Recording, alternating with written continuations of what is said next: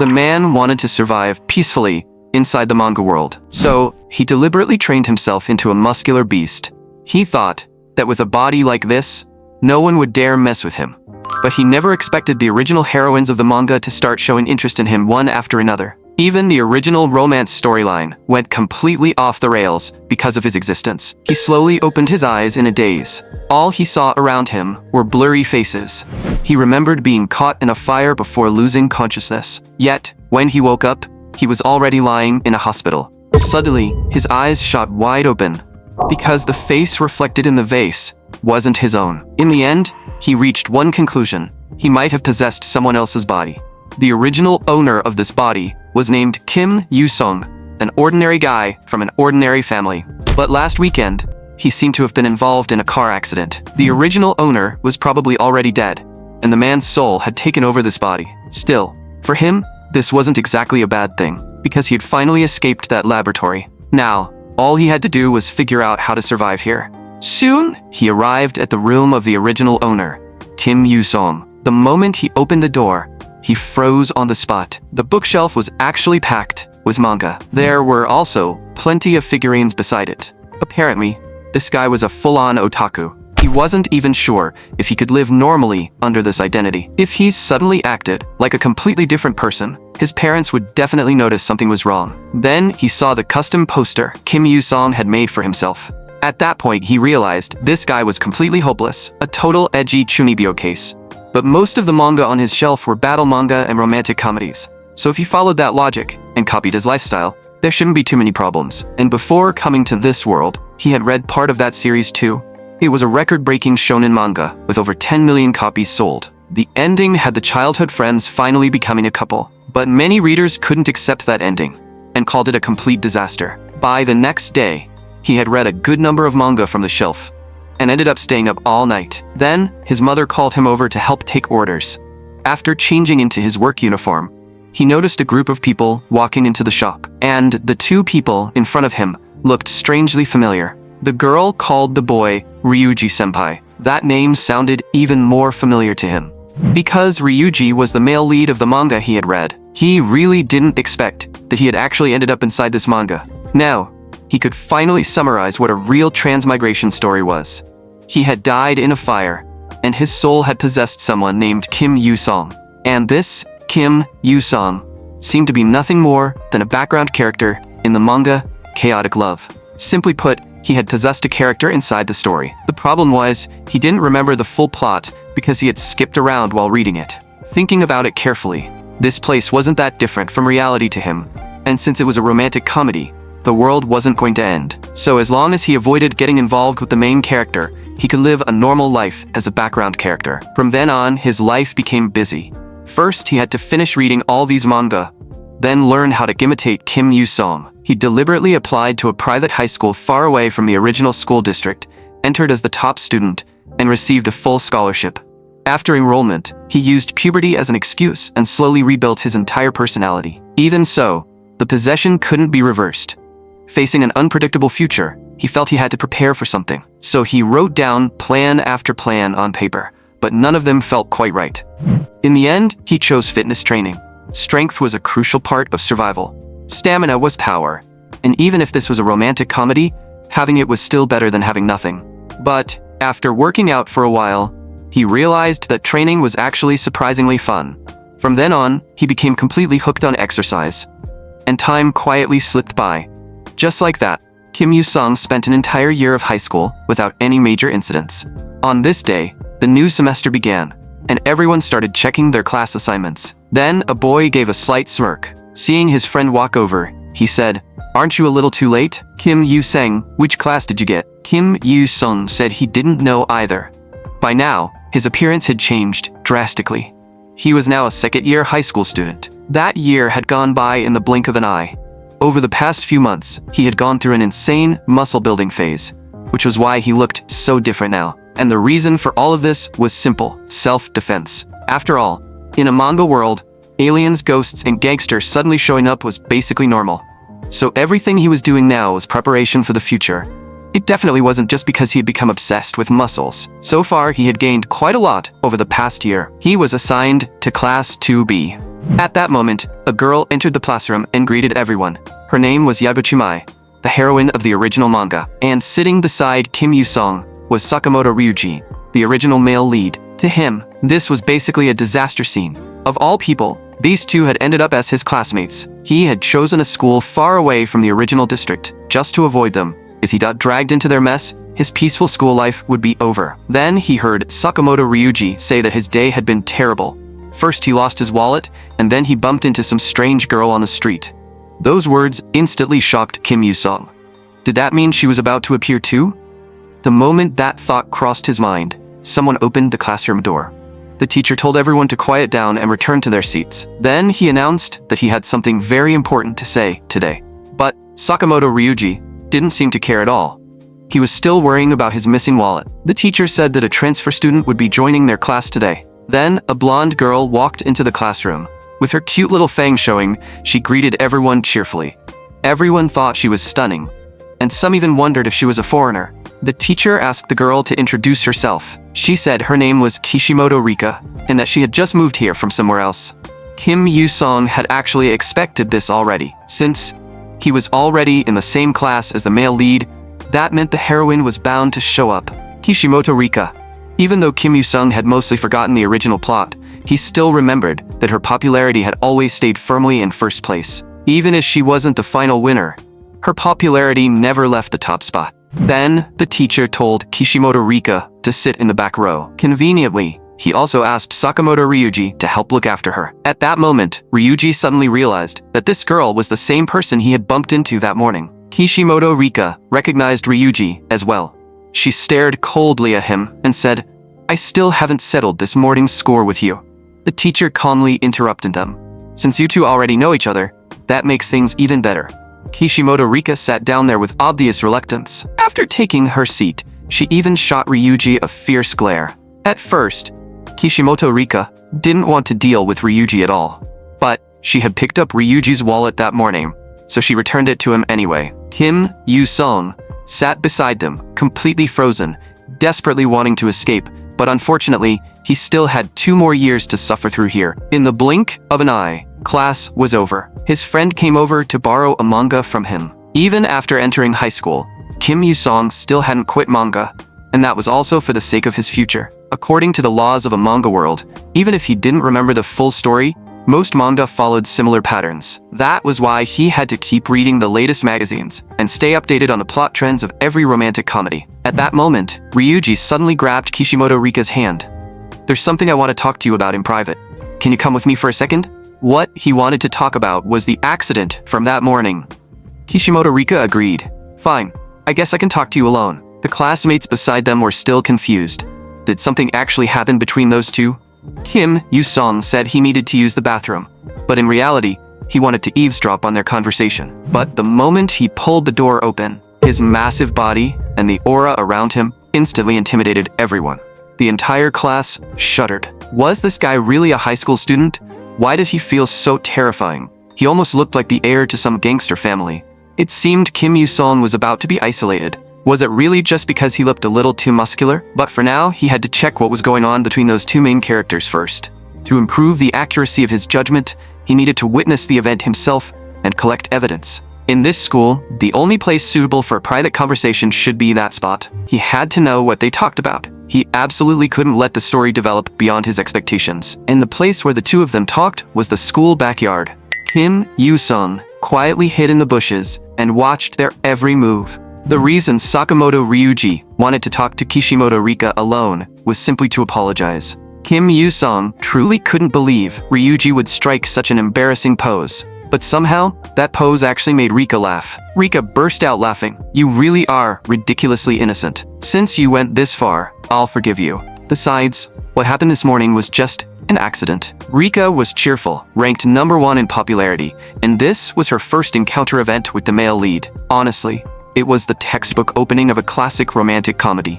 But while Kim Yu-sung was spying on them, another girl discovered him. "Kim Yu-sung, what are you doing crouching there so suspiciously? Don't tell me you were trying to do something shameful." The girl speaking was Saionji Komiko, She came from a prestigious Kyoto family, served as the student council president, and was basically the villainous rich girl archetype. In reality, characters like her were usually destined to become side characters or comedic rivals. But a secondary heroine was still a heroine, and she was destined to get tangled up with the main character. Kim Yoo-sung quickly explained, "I just thought this branch would look nice in the student council office." Kumiko looked completely confused. "You want me to put something like that in the student council office? But since it was personally chosen by my secretary, I suppose I can reluctantly place it there." Kim Yoo-sung had made up a random excuse on the spot, but somehow she actually believed him. But then again, why was she here in the first place? It turned out Kumiko wanted to have lunch with the student council officers to strengthen their teamwork, and she had decided to specially grant Kim Yoo-sung the chance to join them. Then she told him to hurry to the cafeteria, or there would be no seats left. But Kim Yoo-sung told her not to eat at the cafeteria because there probably wasn't anything suitable for her there. Kumiko laughed. "It seems you really don't understand me. Do you truly think I know nothing about commoners' food and culture?" Kumiko vaguely remembered the spicy pork rice bowl she had eaten at Kim Yoo-sung's family restaurant last time. It had tasted quite good, and she could handle commoner food of that level just fine. Kim Yoo-sung felt like she was subtly insulting his family restaurant, but for a president who usually ate steak in the student council room, this was honestly already impressive. Still, he reminded her that the cafeteria didn't serve spicy pork rice bowls. The cafeteria only had gyudon, which was a somewhat similar dish. That made the president feel something was off, because no matter how she heard it, the name sounded like junk food. Now, even the president didn't know what to do. Was she really supposed to eat junk food? Just then, someone else appeared. The person was also a student council member and one of Kumiko's loyal subordinates. The moment he arrived, he pointed at Kim Yoo-sung and scolded him. "You brat, you have absolutely no sense of responsibility toward the student council. Because you never showed up at the student council office, our poor young lady kept searching for you and couldn't even eat lunch." Kim Yoo-sung was completely lost. Why did this guy's sentence sound so strange? And what exactly was pitiful about the young lady? The next moment, the president stepped directly in front of Kim Yoo-sung. "Stop talking." But the man clearly had no intention of letting it go. "I can no longer tolerate your rude behavior, you brat." The boy with glasses was about to keep going, but the president dragged him away.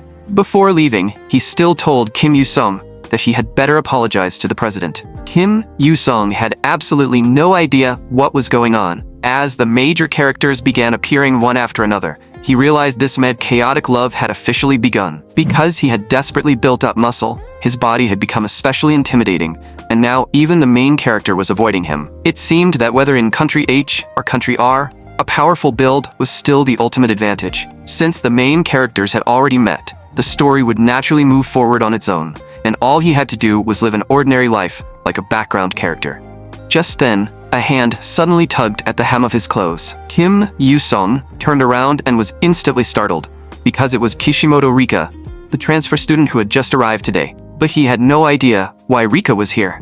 It turned out she had come to ask for directions. Kim Yoo-sung was curious about how she knew his name. Rika told him it was because his name was attached to his bag. "I didn't expect you to be so clueless, Kim. It's kind of cute." Kim Yoo-sung hadn't expected this situation at all. At that moment, Rika suddenly gave him a sly smile. "I knew I was right about you. I knew you were actually a pretty good person." Did she seriously think Kim Yoo-sung was a good person? The other students nearly froze in fear just by looking at him. But what exactly was she trying to do? Or rather, why had she remembered him from the very beginning? It turned out that the strange aura Kim Yoo-sung gave off during class made it impossible for her not to notice him. She had also heard plenty of rumors about him, but when she saw how seriously he listened in class, she became curious instead. On top of that, Rika thought he felt surprisingly approachable. Apparently, a good person was still a good person in the end. Kim Yoo-sung, however, felt that this was bad. He had already gotten tangled up with one of the heroines. Seeing how kindly she treated even someone like him despite all the rumors, he started to understand why she ranked first in popularity. Maybe she was just naturally kind to everyone, but now he was seriously considering whether he should scare her off with his muscles. His dazed expression made Rika a little unhappy. "You're clearly a good person, so why are you ignoring me? The others in class might misunderstand you, but I believe they'll eventually see the real you. They'll understand that those scary stories are just rumors. You may look a little frightening, but you're actually very kind. Until everyone clears up their misunderstanding of you, I'll keep being your friend." It seemed muscles alone weren't enough to scare her away. With Rika's personality, it probably wouldn't matter whether Kim Yoo-sung looked like an ordinary student or a gangster. Since meeting in the same class was now unavoidable, he could only let things happen naturally. Still, Kim Yoo-sung stuck to his background character act. I'm looking forward to it too, Rika. Then he glanced at the address in her hand. For some reason, that address looked strangely familiar. It seemed to be a wealthy district, full of mansions. Was Rika actually from a rich family too? Kim Yoo-sung said, "That place isn't far from my house. You can take the same train as me." Rika immediately caught the other implication in his words. Does that mean we live close to each other? Looks like it must be fate. Seeing her expression, Kim Yoo-sung instantly realized he had said too much. He should have kept his mouth shut. Suddenly, he remembered something important. He had prepared a perfect survival strategy, but there was one fatal flaw.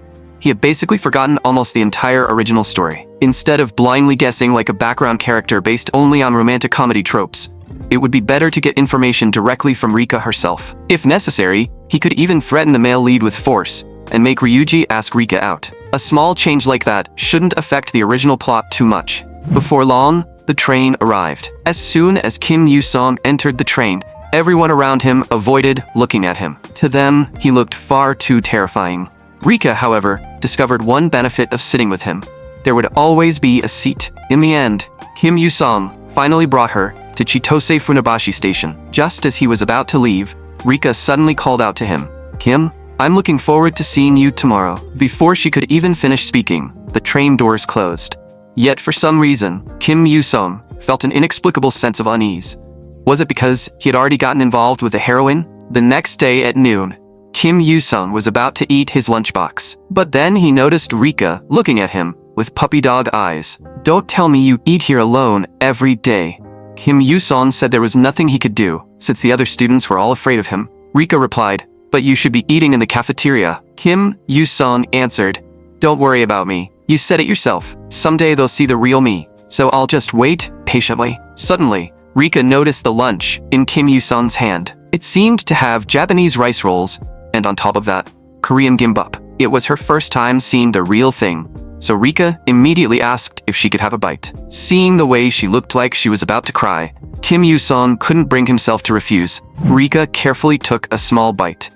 But the next second, the taste completely won her over, and she said in surprise, "You said your family runs a Korean barbecue restaurant. No wonder this tastes so authentic." After that, she even told Kim Yoo-sung to tell his mother that she really liked her cooking. As a return gift, Rika asked Kim Yoo-sung to try her tamagoyaki. Kim Yoo-sung agreed and prepared to taste a piece. But the moment he put the tamagoyaki into his mouth, the flavor truly shocked him. Some say life is half sugar, but even so, this was way too sweet. So he asked Rika how much sugar she had put in it, and Rika said she didn't know either. For the sake of Rika's safety, Kim Yoo-sung felt it was necessary to teach her how to make a zero-sugar Korean rolled omelet. Just then, the two of them suddenly heard a whistle. They looked up and saw the president and her officers standing there. At that moment, the president was trembling with anger. Improper relationships between boys and girls on campus might be forgiven by heaven, but they wouldn't be forgiven by the student council. As the student council president, she absolutely wouldn't tolerate this. Kim Yoo-sung was completely confused. "When did we start dating?" The boy with glasses stepped forward. "A boy and a girl, eating alone together. Are you really saying that's a proper relationship? You were caught in the act, and now you're still making excuses. Do you have no sense of responsibility?" But this had nothing to do with responsibility. They were only eating lunch together. Besides, hadn't Kim Yoo-sung been having strange encounters with the president pretty often lately too? At that moment, Rika turned her gaze toward the president. The president felt a little uncomfortable under her stare. "Who are you? Do you have something to say to me?" Rika suddenly remembered. "Oh, you're the president of that dark student council, right?" The president froze on the spot. Since when had she become a villain? Rika said there were plenty of rumors about the president, such as how she liked wearing a black uniform and always carried a small fan. The president thought Rika was being extremely rude and sternly explained that, strictly speaking, the outfit was meant to display the dignity of the student council. But Rika told her there was no need to explain. "Everyone is just teasing you, saying it looks like cosplay. As long as you're confident, it's fine." The president's mood instantly sank. Were the other students really laughing at her for cosplaying? Today, the president had suffered a complete defeat. She told Rika to wait because she would definitely return. She would absolutely avenge this humiliation, and she had already carved it into her heart. Kim Yoo-sung still had no idea what she was trying to do, nor did he understand why she had suddenly appeared here. Before long, school was over. Rika looked at Kim Yoo-sung and asked, Why aren't you going home yet? What are you thinking about? Then she noticed the club pamphlet on his desk and realized he hadn't joined any club yet. So Rika suggested taking him around to try out different clubs. Kim Yoo-sung thought she had a point. At the very least, he should check out what the clubs were like first. So he slowly stood up and prepared to look around the clubs with Rika. But he made one thing clear first. He planned to visit every sports club.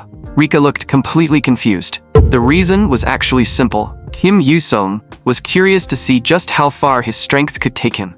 Meanwhile, on the soccer field, a blonde guy was angrily complaining about how he couldn't score a single goal. Even though they hadn't scored once, they were still acting incredibly arrogant. Just then, a massive shadow suddenly loomed over them. Would you mind moving? The person who spoke was Ryohei, the third-year captain of the soccer team. Seeing that someone tough had shown up, the two blonde guys immediately apologized and said they would leave right away. A nearby soccer player quickly thanked him. Thanks, Captain. Those guys were seriously annoying us. The second you showed up, they ran off. But Ryohei could only sigh, because none of the new students this year seemed especially outstanding. He really wanted to win the national championship this year. If only they could recruit one powerful player. Meanwhile, the blonde guy who had been scared off was still furious. Should I go back and beat him up right now? His friend immediately refused.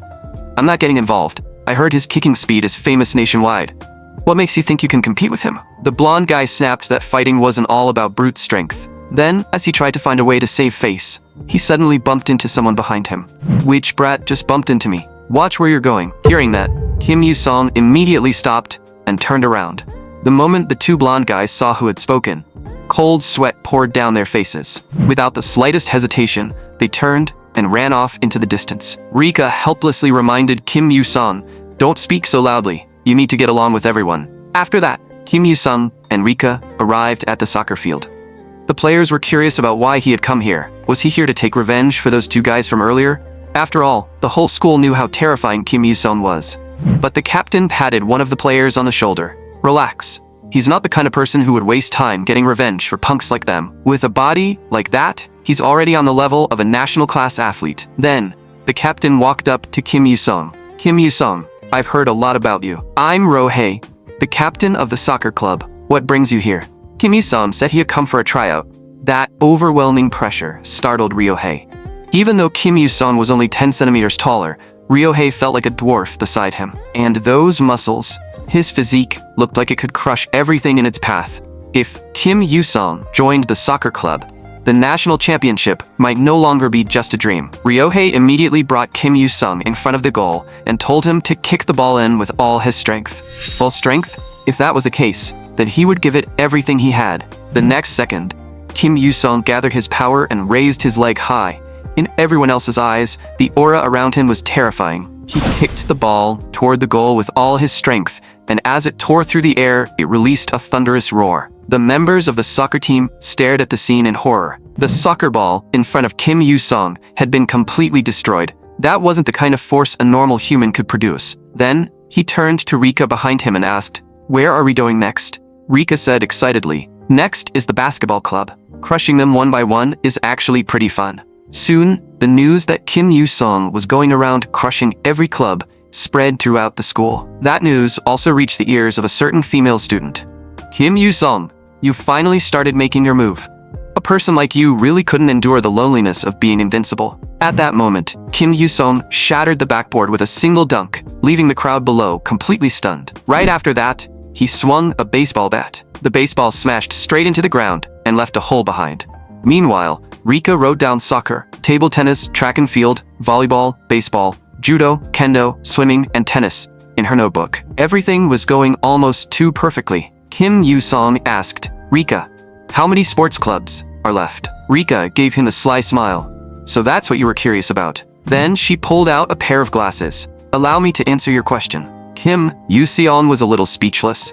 Did she really need to make it this dramatic? Excluding table tennis, judo, and volleyball, which weren't holding tryouts today, there were 3 clubs left. The track and field club, the swimming club, and the kendo club. In short, there were still 3 sports clubs Kim Yoo-sung could sign up for. Kim Yoo-sung was truly grateful to Rika, but she really didn't need to go this far. "Rika, besides modeling, have you started acting too?" Rika froze for a moment.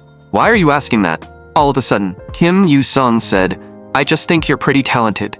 Never mind. Pretend I didn't say anything. Saying it out loud felt a little embarrassing. In fact, Rika had actually done work similar to acting before. Kim Yu-sung was instantly startled. Wait, it couldn't be what he was thinking, right? What kind of work would make her this hesitant to talk about it? But she was a heroine, so there was no way she had that kind of sketchy past. Rika suddenly hooked her arm around his. Let's not talk about that. Don't we still have 3 clubs left? Seeing how flustered she looked, Kim Yu-sung decided not to press further. He chose to visit the kendo club first. Meanwhile, at the entrance of the kendo room, Kim Yu-sung arrived with an intimidating presence. After hearing the news, students rushed over to watch. I heard he destroyed every club already. Is he here to take over the kendo club now? Rika instantly switched into manager mode. If you have business with him, you can talk to me. Then the door to the kendo room slowly opened. A voice came from inside. So you finally made it this far. A third-rate thug who uses tryouts as an excuse to go around wrecking clubs. The next moment, Futaba Yukika spoke. Your violence ends here.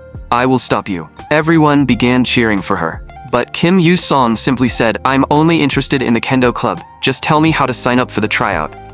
Futaba Yukika felt that his attitude was incredibly arrogant. She said coldly, 1-point match. The first person to score a valid hit wins. I'll be your opponent. Enter the training hall. This instantly excited the crowd. A human weapon versus the kendo club captain sounded way too interesting. Some people even took out their phones and started recording. Rika laughed behind him. Looks like they've already turned you into the villain. Yukika suddenly shouted, all of you, shut up. Everyone looked stunned. This is a one-on-one duel between me and Kim Yu-sung. No one is allowed to interfere. If anyone insists on stepping in, I'll deal with that person before I deal with Kim Yu-sung. Everyone was so frightened that they fell silent, not daring to say another word. No one expected the kendo captain's presence to be this overwhelming. Rika was right. That pressure was no joke. This woman was seriously dangerous. So Kim Yu-sung told Rika to wait at the entrance for a moment and said he would be right back. After entering the kendo room, he immediately saw plenty of weapons and protective gear. Yukika reminded him to put on the protective equipment first, but Kim Yu-sung said there was no need. He felt what he was wearing was good enough. We can start now. Don't blame me if you get hurt. Before he could finish, Yukika cut him off. I won't get hurt. You really do know how to joke. You might not even touch a single strand of my hair. Are you ready, Kim Yu-sung? The next moment, the match officially began, and Kim Yu-sung blocked her first strike with his bamboo sword. No matter how fast Yukika attacked, he blocked every strike steadily. But that was only a test. The real duel hadn't begun yet. Yukika judged that Kim Yu-sung was still just an ordinary person. Soon, Kim Yu-sung deliberately exposed an opening. Naturally, Yukika didn't miss that chance. She struck Kim Yu-sung's wrist with her bamboo sword. The bamboo sword in his hand was knocked away. That made him pause for a moment. Yukika coldly called him an idiot, saying he couldn't even see through such a simple feint. The next strike would be the final one. But what Yukika never expected was that Kim Yu-sung showed no fear at all. Instead, he suddenly smiled, and the smile was terrifying. Yukika's heart jolted. Was this a trap? The instant she instinctively stepped back, the bamboo sword that had flown away somehow returned to Kim Yu-sung's hand. Yukika cursed inwardly. This guy was insane. He might even be a complete lunatic. Was he planning to lure her in first, then grab the bamboo sword again, and counterattack? If she had reacted 1 second later, she might have been the one taken down. Yukika kept analyzing him. This guy was far too dangerous. She had underestimated him earlier. If this dragged on, she would be the one in danger. So she decided to end the match with the next strike. Then Yukika took her stance, unleashing her full aura. This is my clan's secret technique, Demon Slaying Slash. Kim Yu-sung, this ends now. But Kim Yu-sung didn't feel pressured at all. Yukika's strike landed squarely on his chest. Kim Yu-sung instinctively let out a grunt of pain. Kim Yu-sung, how does it feel? This is the Futaba clan's secret technique. Even in training, no one has ever taken this strike head-on. Yukika thought she had already won. But the next second, she froze. Because right after that, Kim Yu-sung struck her directly on the chin. Yukika had never expected the situation to turn out like this. Yukika's heart jolted. Was that a hidden weapon? Why hadn't she noticed it at all? She gripped the bamboo sword tightly in her hands. Yukika stared at Kim Yu-sung's body. Could this guy's defense really be that absurd? This damn muscle monster? The next morning soon arrived. News that Kim Yoo-sung had defeated the kendo club captain had already spread everywhere. Some people even guessed that his goal was to take control of the entire school. Kim Yoo-sung was completely speechless. He had only wanted to spar a little. Was this really the romantic comedy plot he knew? Fortunately, Ryuji wasn't affected by the rumors. Just like always. As the male lead, he probably wouldn't stray too far from the main storyline. At that moment, Rika walked over and greeted Kim Yoo-sung. The next second, the classroom door was suddenly pushed open. A red-haired girl stormed in. "Damn it, Ryuji, get out here." Everyone wondered what was going on. "Isn't that Tojo Karen from the kendo club?" Ryuji stepped forward. "I, Ryuji. What do you want from me? I heard you bullied the first years in our club. I visited them at the hospital yesterday and heard everything." Ryuji felt that there might be some kind of misunderstanding. Mai stepped forward to explain that there might really be a misunderstanding, but Karen snapped at her. "Who do you think you are?" Mai got angry too. "You're from the kendo club, right? The ones at fault are your first years. Yesterday, several kendo club students came after me and even tried to drag me into an alley. I told them to stop, but they refused. I was terrified and had no idea what to do. Ryuji was the one who saved me. Now that you know the truth, do you still think Ryuji was wrong? Since you understand now, go back and properly discipline your club members. This wasn't Ryuji's fault at all. The problem was those first years from the kendo club." Tojo Karen finally understood what had happened. Then she suddenly shouted, "Ryuji, become my man." She declared that she would make Ryuji the happiest man in the world. Mai froze on the spot, her mind full of confusion. Was that really something a girl could say out loud, in public? Naturally, Mai couldn't agree to this. Kim Yoo-sung immediately became interested. Launching a confession attack at a time like this? The world of romantic comedy was truly terrifying. He had to grab some popcorn and watch this unfold. And he wasn't the only one enjoying the drama. Rika was also incredibly curious. Could this be the legendary love at first sight? This girl is way too cool. The classroom instantly became lively. Everyone started guessing who Ryuji would choose in the end. Some people thought the fiery girl suited him better. It seemed everyone was already gossiping about what had just happened. After Karen dropped such a massive bombshell, Kim Yoo-sung felt that this incident would definitely spread across the entire school. Then Rika turned to him and asked, "Who do you think Ryuji will end up with?" Honestly, Kim Yoo-sung wasn't too sure either. If things followed the original plot, Ryuji should end up with his childhood friend. But then Rika said she already knew who Ryuji would date. The answer was Tojo Karen. But only if Rika gave her romantic advice first. Rika seemed extremely confident in her consulting skills. She said she was an expert, after all, because she had been in countless relationships. Kim Yoo-sung couldn't understand why she was so excited about something like this. Did she really want someone to ask her for relationship advice that badly? Time quickly moved to the afternoon. When Kim Yoo-sung pushed open the classroom door, he saw a figure sitting up ahead. And that person was Tojo Karen. Kim Yoo-sung couldn't understand why she was sitting in their classroom. According to his friend, Tojo Karen was apparently trying to cling to Ryuji and make him go out with her over the weekend. If they really went out together on the weekend, wouldn't that basically be a date? But what his friend said next made Kim Yoo-sung pause. Apparently she was the daughter of someone important. Her father seemed to be a major figure in the underworld. And Tojo Karen had inherited her father's forceful personality. Her family was said to control a massive organization across the entire Kanto region. This surprised Kim Yoo-sung a little, but he didn't really care. Even if she had an unusual background, Tojo Karen hadn't actually done anything too outrageous yet. But soon, Kim Yoo-sung realized something felt off. Thinking about it carefully, he was already inside a romantic comedy manga. So a setup like this appearing wasn't that strange after all. Just then, Tojo Karen suddenly shouted, "Ryuji, you still haven't accepted my invitation for this weekend. I need to properly apologize to you. So will you go out with me?" Mai told her to stop bothering Ryuji because her behavior was clearly making him uncomfortable. Tojo Karen immediately got angry. "What's it to you?" The whole class was envious of the scene. Who wouldn't want two girls fighting over them like this? After that, things became even more interesting. During class, Tojo Karen came to ask him out. During PE class, Tojo Karen also came to ask him out. Even when Ryuji went to the bathroom, Tojo Karen followed him and asked him out again. Ryuji was genuinely on the verge of breaking down and only hoped Tojo Karen would back off a little. During lunch, Rika asked Kim Yoo-seong what he planned to do over the weekend. But Kim Yoo-seong didn't have any special plans. He was thinking about helping out at the restaurant, so Rika asked if he wanted to consider going to her house.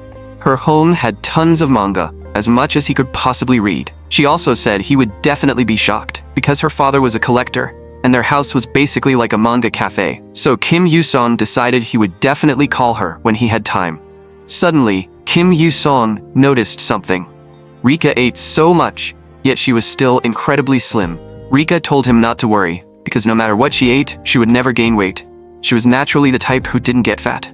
That startled Kim Yoo-seong. Did people like that really exist in this world? Just then, Tojo Karen suddenly walked over. Rika was a little surprised and didn't understand why Karen had sat down beside her. But this was perfect. Rika finally had a chance to teach someone about love. So she took the initiative to start a conversation and gave a simple self-introduction. Rika felt that Tojo Karen seemed troubled lately, so she wanted to help her. After hearing Rika's name, Karen was also surprised. Tojo Karen had heard that Rika was a romance expert, but Rika pretended not to hear and asked her to say it again.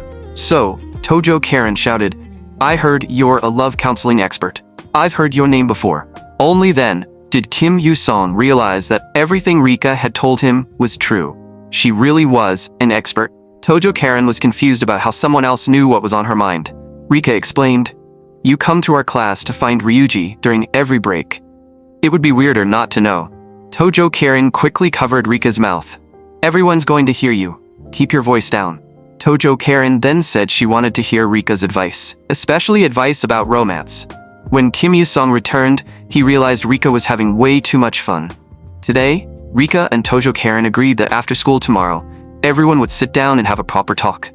And that included Kim Yoo-seong too. But in the original story, these two were supposed to be rivals for Ryuji. Rika actively helping her like this felt strangely off. Still, Kim Yoo-seong didn't bother thinking too deeply about it.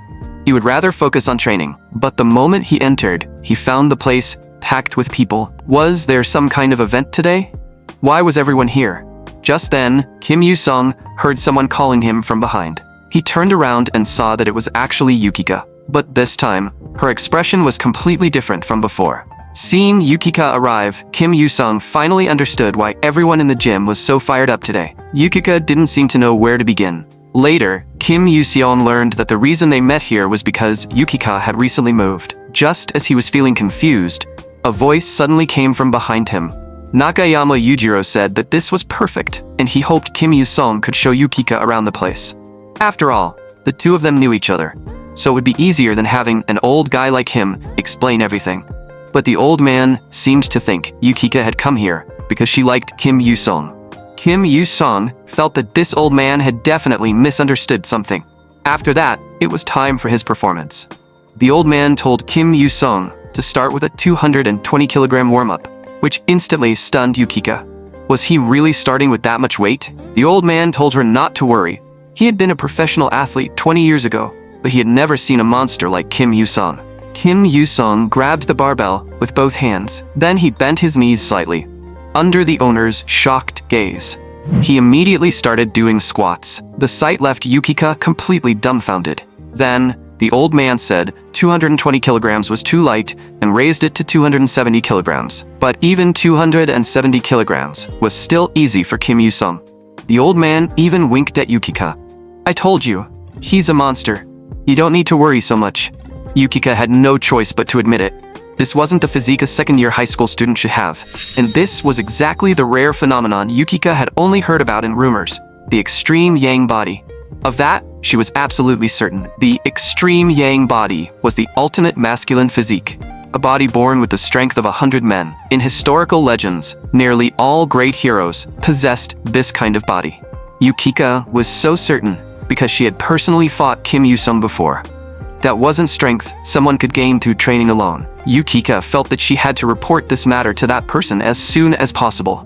Time quickly moved to the next day. Kim Yoo-seong and the others arrived at Tojo Karen's house, where everyone bowed to her respectfully. "Welcome home, miss." It seemed her family really was part of the underworld, but why wasn't Rika surprised at all? Was this normal in this world?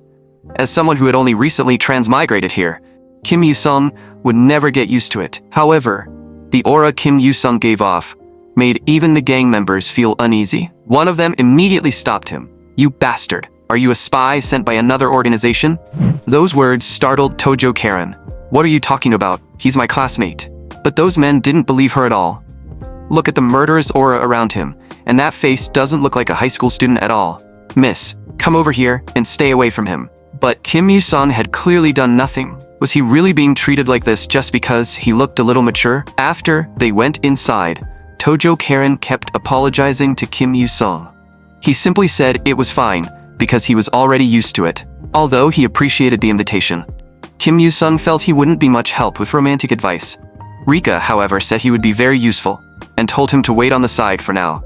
Then Rika began teaching Tojo Karen romance techniques, and the first step was learning how to cook. Just trust the advice of romance expert Rika. Kim Yu-sung was speechless. Did this girl really not feel embarrassed saying something like that? After that, the three of them prepared to start cooking, and once they started, they kept going from noon all the way until evening.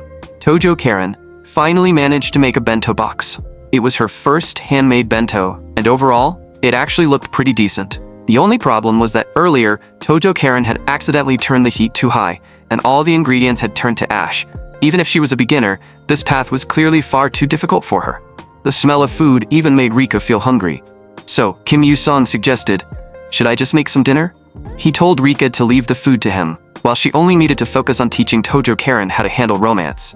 The next second, Kim Yu-sung began making his specialty, egg fried rice. The way he tossed the wok left both girls completely stunned. In just 1 minute, he finished a plate of golden egg fried rice. The two of them each took a bite, and the taste was ridiculously amazing. Tojo Karen and Rika were both surprised. "So you can cook, and it actually tastes this good?" Kim Yu-sung explained, "I started making my own bento boxes during the second semester of my first year. During the first semester, his mother always woke up early to make lunch for him, and every time he saw how exhausted she looked, Kim Yu-sung felt guilty. At first, he was clumsy and struggled a lot, but now he had finally gotten used to it. The smell nearly made Rika cry from hunger. Making his own bento and helping his hardworking mother? That was way too touching. Then, Rika suddenly remembered that she had almost forgotten something. Before coming here, she had prepared a special gift and even went to a cosmetics store yesterday to buy the necessary items. Rika had also written all the skincare steps on sticky notes, so next time Karen needed to restock, she could just follow the list. Once you learn makeup and successfully get a date, we'll go shopping for clothes together. However, Rika had only seen Tojo at school, so she felt that her usual style was a little different. She even said Karen's style was kind of like an old man's, and that comment stabbed straight into Karen's heart. Kim Yu-sung didn't expect Rika to be this brutally honest. After that, Rika prepared to start doing Karen's makeup. She told Kim Yu-sung to wait there and warned him not to peek, or else she would drag him inside too. Then Rika pushed Karen into the room. Kim Yu-sung truly had no idea why he was even here. This was seriously interfering with his training. After a full day of work, they were finally ready to leave. Rika hoped Tojo Karen's date would be a success. At that moment, Kim Yu-sung passed by a convenience store. He wanted to go in and buy a manga magazine, and Rika happily said she wanted to buy something too. This time, Kim Yu-sung bought Rui-chan. Rika liked that manga too, and she often heard from her father that people who liked manga couldn't be bad people. But if Kim Yu-sung remembered correctly, Rika bought it every week too, so Rika said that meant she was also a good person. Kim Yu-sung nodded. "You're not wrong about that. You really are an absolutely good person. You spend the whole day giving everything you have for Tojo. In my eyes, anyone who can go that far for someone else is a good person." His words made Rika's face turn bright red. "You jerk. Why do you have to say things so directly?" After that, she quickly paid and left, probably because she was too embarrassed. But Kim Yu-sung didn't think so. He guessed Rika probably needed to rush to the bathroom and might not be able to hold it anymore. The next day soon arrived. Everyone was shocked by Tojo Karen's outfit. Today, Tojo had tied up her hair in small braids and was even wearing a skirt. If they didn't look closely, they might not have recognized her at all, because the change was that dramatic. Just then, Tojo pulled out a letter. It was a challenge letter. "Ryuji, this weekend, you're coming somewhere with me." But Ryuji froze, because he hadn't even realized that the person in front of him was Tojo. So, after school, Rika brought Tojo Karen to a women's clothing store. Kim Yu-sung, however, felt completely out of place, as if he had entered another world. Tojo Karen asked them to help her pick an outfit for her date. Kim Yu-sung asked in confusion, "Do I have to go too?" But before he could even react, Rika had already dragged both him and Tojo Karen straight into the store. Whenever Rika saw a pretty outfit, she pulled Tojo over to try it on. Under Kim Yu-sung's shocked gaze, she picked outfit after outfit. Seeing that Tojo Karen could no longer hold everything, Rika simply pushed her straight toward the fitting room. A moment later, Tojo's voice came from inside. "This cute style doesn't suit me at all." But Rika only gave a mischievous laugh. Then she charged straight into the fitting room. "Don't move, just leave it to me." After that, a series of chaotic sounds came from the fitting room, the kind better left unexplained. When Tojo Karen came out again, she had completely changed into a different style. Rika was still admiring her own masterpiece with satisfaction. Although Tojo felt the skirt was too short, after receiving Kim Yu-sung's approval, her cheeks immediately turned red, and she stopped objecting. Kim Yu-sung hadn't expected her change to be this dramatic. Clothes really did make the person. That saying was no joke.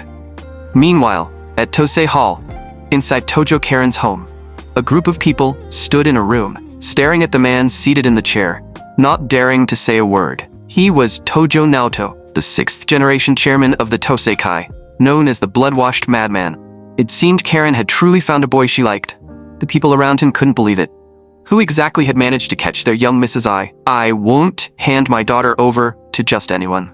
"Sento, what did you say that boy's name was again?" "Chairman, his name is Sakamoto Ryuji. He attends the same school as the young miss. Yesterday, the young miss said she wanted to visit a hair salon, so I personally drove her there. But today, her credit card statement showed a purchase from a clothing store inside a department store. Based on that, the young miss is definitely planning a date with him." Hearing this, Tojo Naoto's brows immediately tightened. The next second, he grabbed the blade beside him. "How dare that brat!" The people around him quickly rushed forward to hold their chairman back. After calming down slightly, Tojo Naoto said, "This weekend, if any of you are free, come with me. Our mission is to secretly monitor their date and make sure that brat doesn't try anything funny." "Yes, Chairman." Everyone allowed inside that room was a high-ranking officer of the Toseikai, so not a single person hesitated. Meanwhile, Kim Yu-sung and the others stared at the burgers and cola on the table, having completely lost their appetite. Rika was so exhausted that she barely had the strength to chew. Tojo Karen said, "Rika, thank you so much for today." Rika replied, "Don't mention it.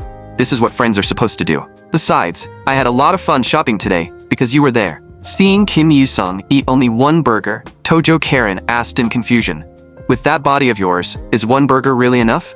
You can eat as much as you want. You helped me so much, so something this small is no problem." Kim Yu-sung said there was no need, since he had already eaten a lot for lunch. He used to think Toji was just a delinquent, but he never expected her to be this easy to get along with. When Tojo Karen noticed Kim Yu-sung staring at her, she suddenly became embarrassed. Rika then asked, "By the way, have you planned tomorrow's date route?" Tojo Karen thought carefully. "We'll go to a cafe, then watch a movie, then have dinner. Isn't that how dates usually go?" Hearing such a plain plan, Rika immediately got angry. "Don't do what everyone else does. Skip the movie and go here instead." On her phone screen was an aquarium. It gives you that feeling of being inside the ocean. Fish and coral reefs dancing around peacefully together. How romantic is that? Most importantly, the soft lighting is perfect. Trust me, in that kind of atmosphere, the two of you will definitely fall in love. You have to trust the advice of romance expert Rika. Kim Yu-sung watched the two of them with a deadpan expression. The next day, after Kim Yu-sung and Rika finished reminding Tojo Karen of everything, they watched her leave. Both of them believed her date today would definitely succeed. Then Rika asked, "Kim-chan, what are your plans?"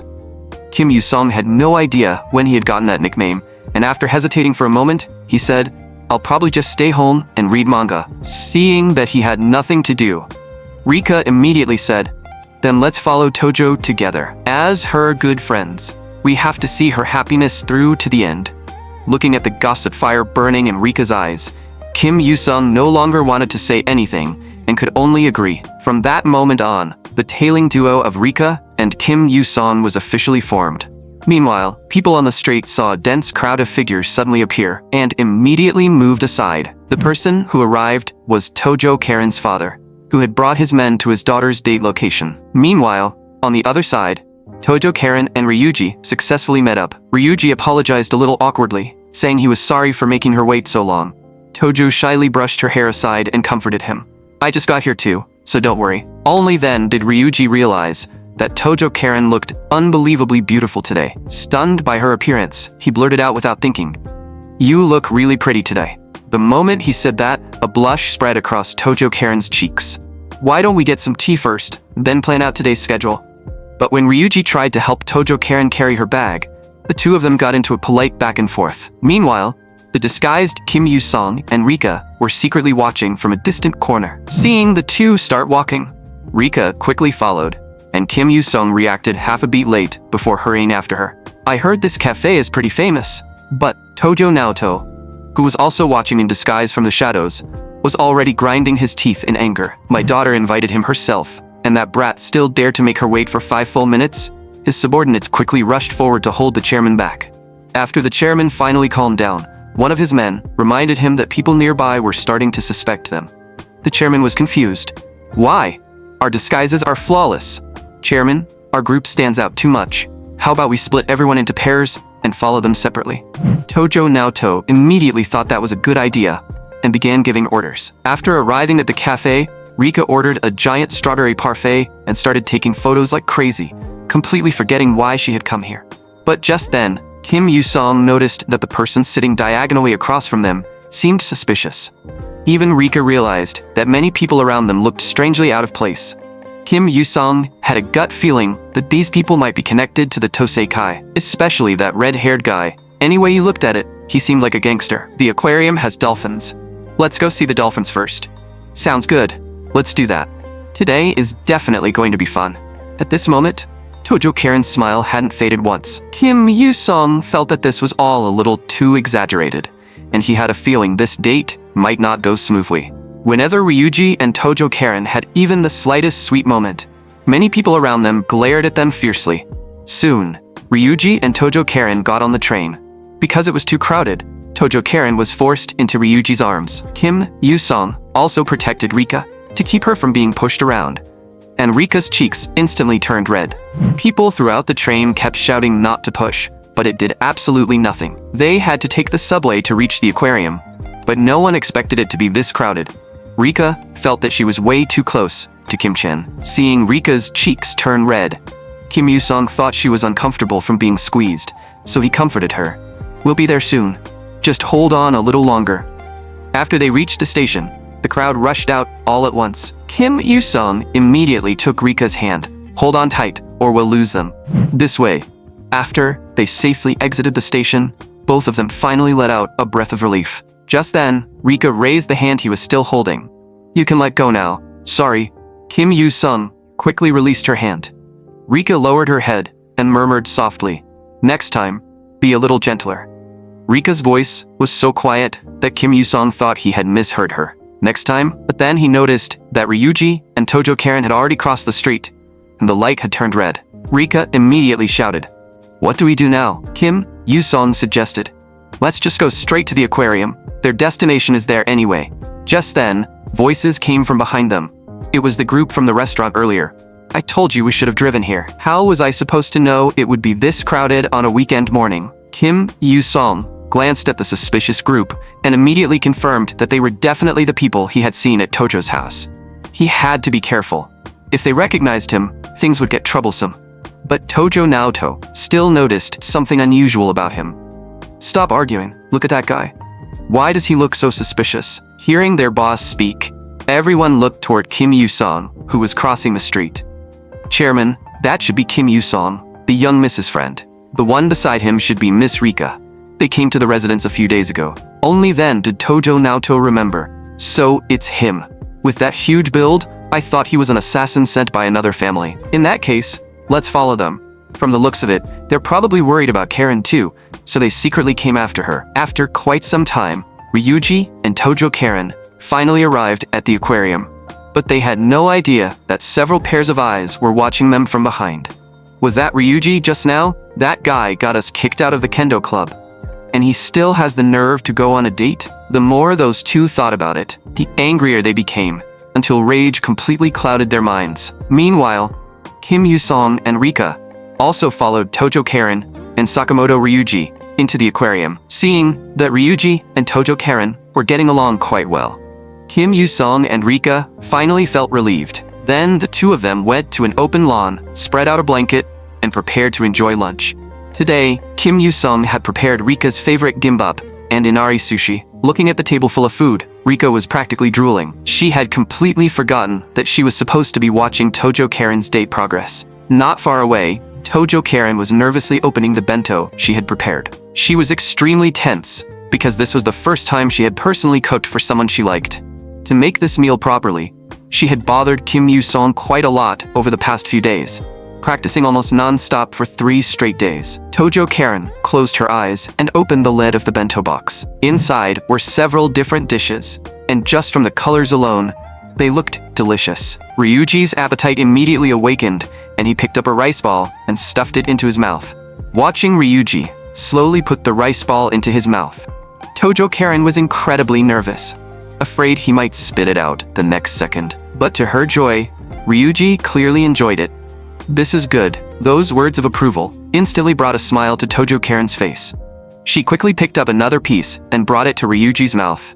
Seeing Tojo Karen's expectant expression, Ryuji couldn't bring himself to refuse. Tojo Karen stared at Ryuji, waiting for his reaction. When Ryuji raised his thumb, Tojo Karen finally felt completely relieved. Meanwhile, Kim Yu-sung and Rika were eating not far away while watching them. At this point, the sickeningly sweet smell of romance had already spread across the entire area. Tojo Karen's mouth was also stuffed full with food Ryuji had fed her. But Kim Yu-sung still felt that something was off. According to the original ending, things shouldn't be going this smoothly. Beside him, Rika quietly sighed. "When will I get to go on a date like that?" Rika's words instantly made Kim Yu-sung forget every other thought. "Aren't you always calling yourself a romance expert?" Rika gave a sheepish laugh. "Actually, I'd never dated anyone. I learned everything from manga." Kim Yu-sung was speechless.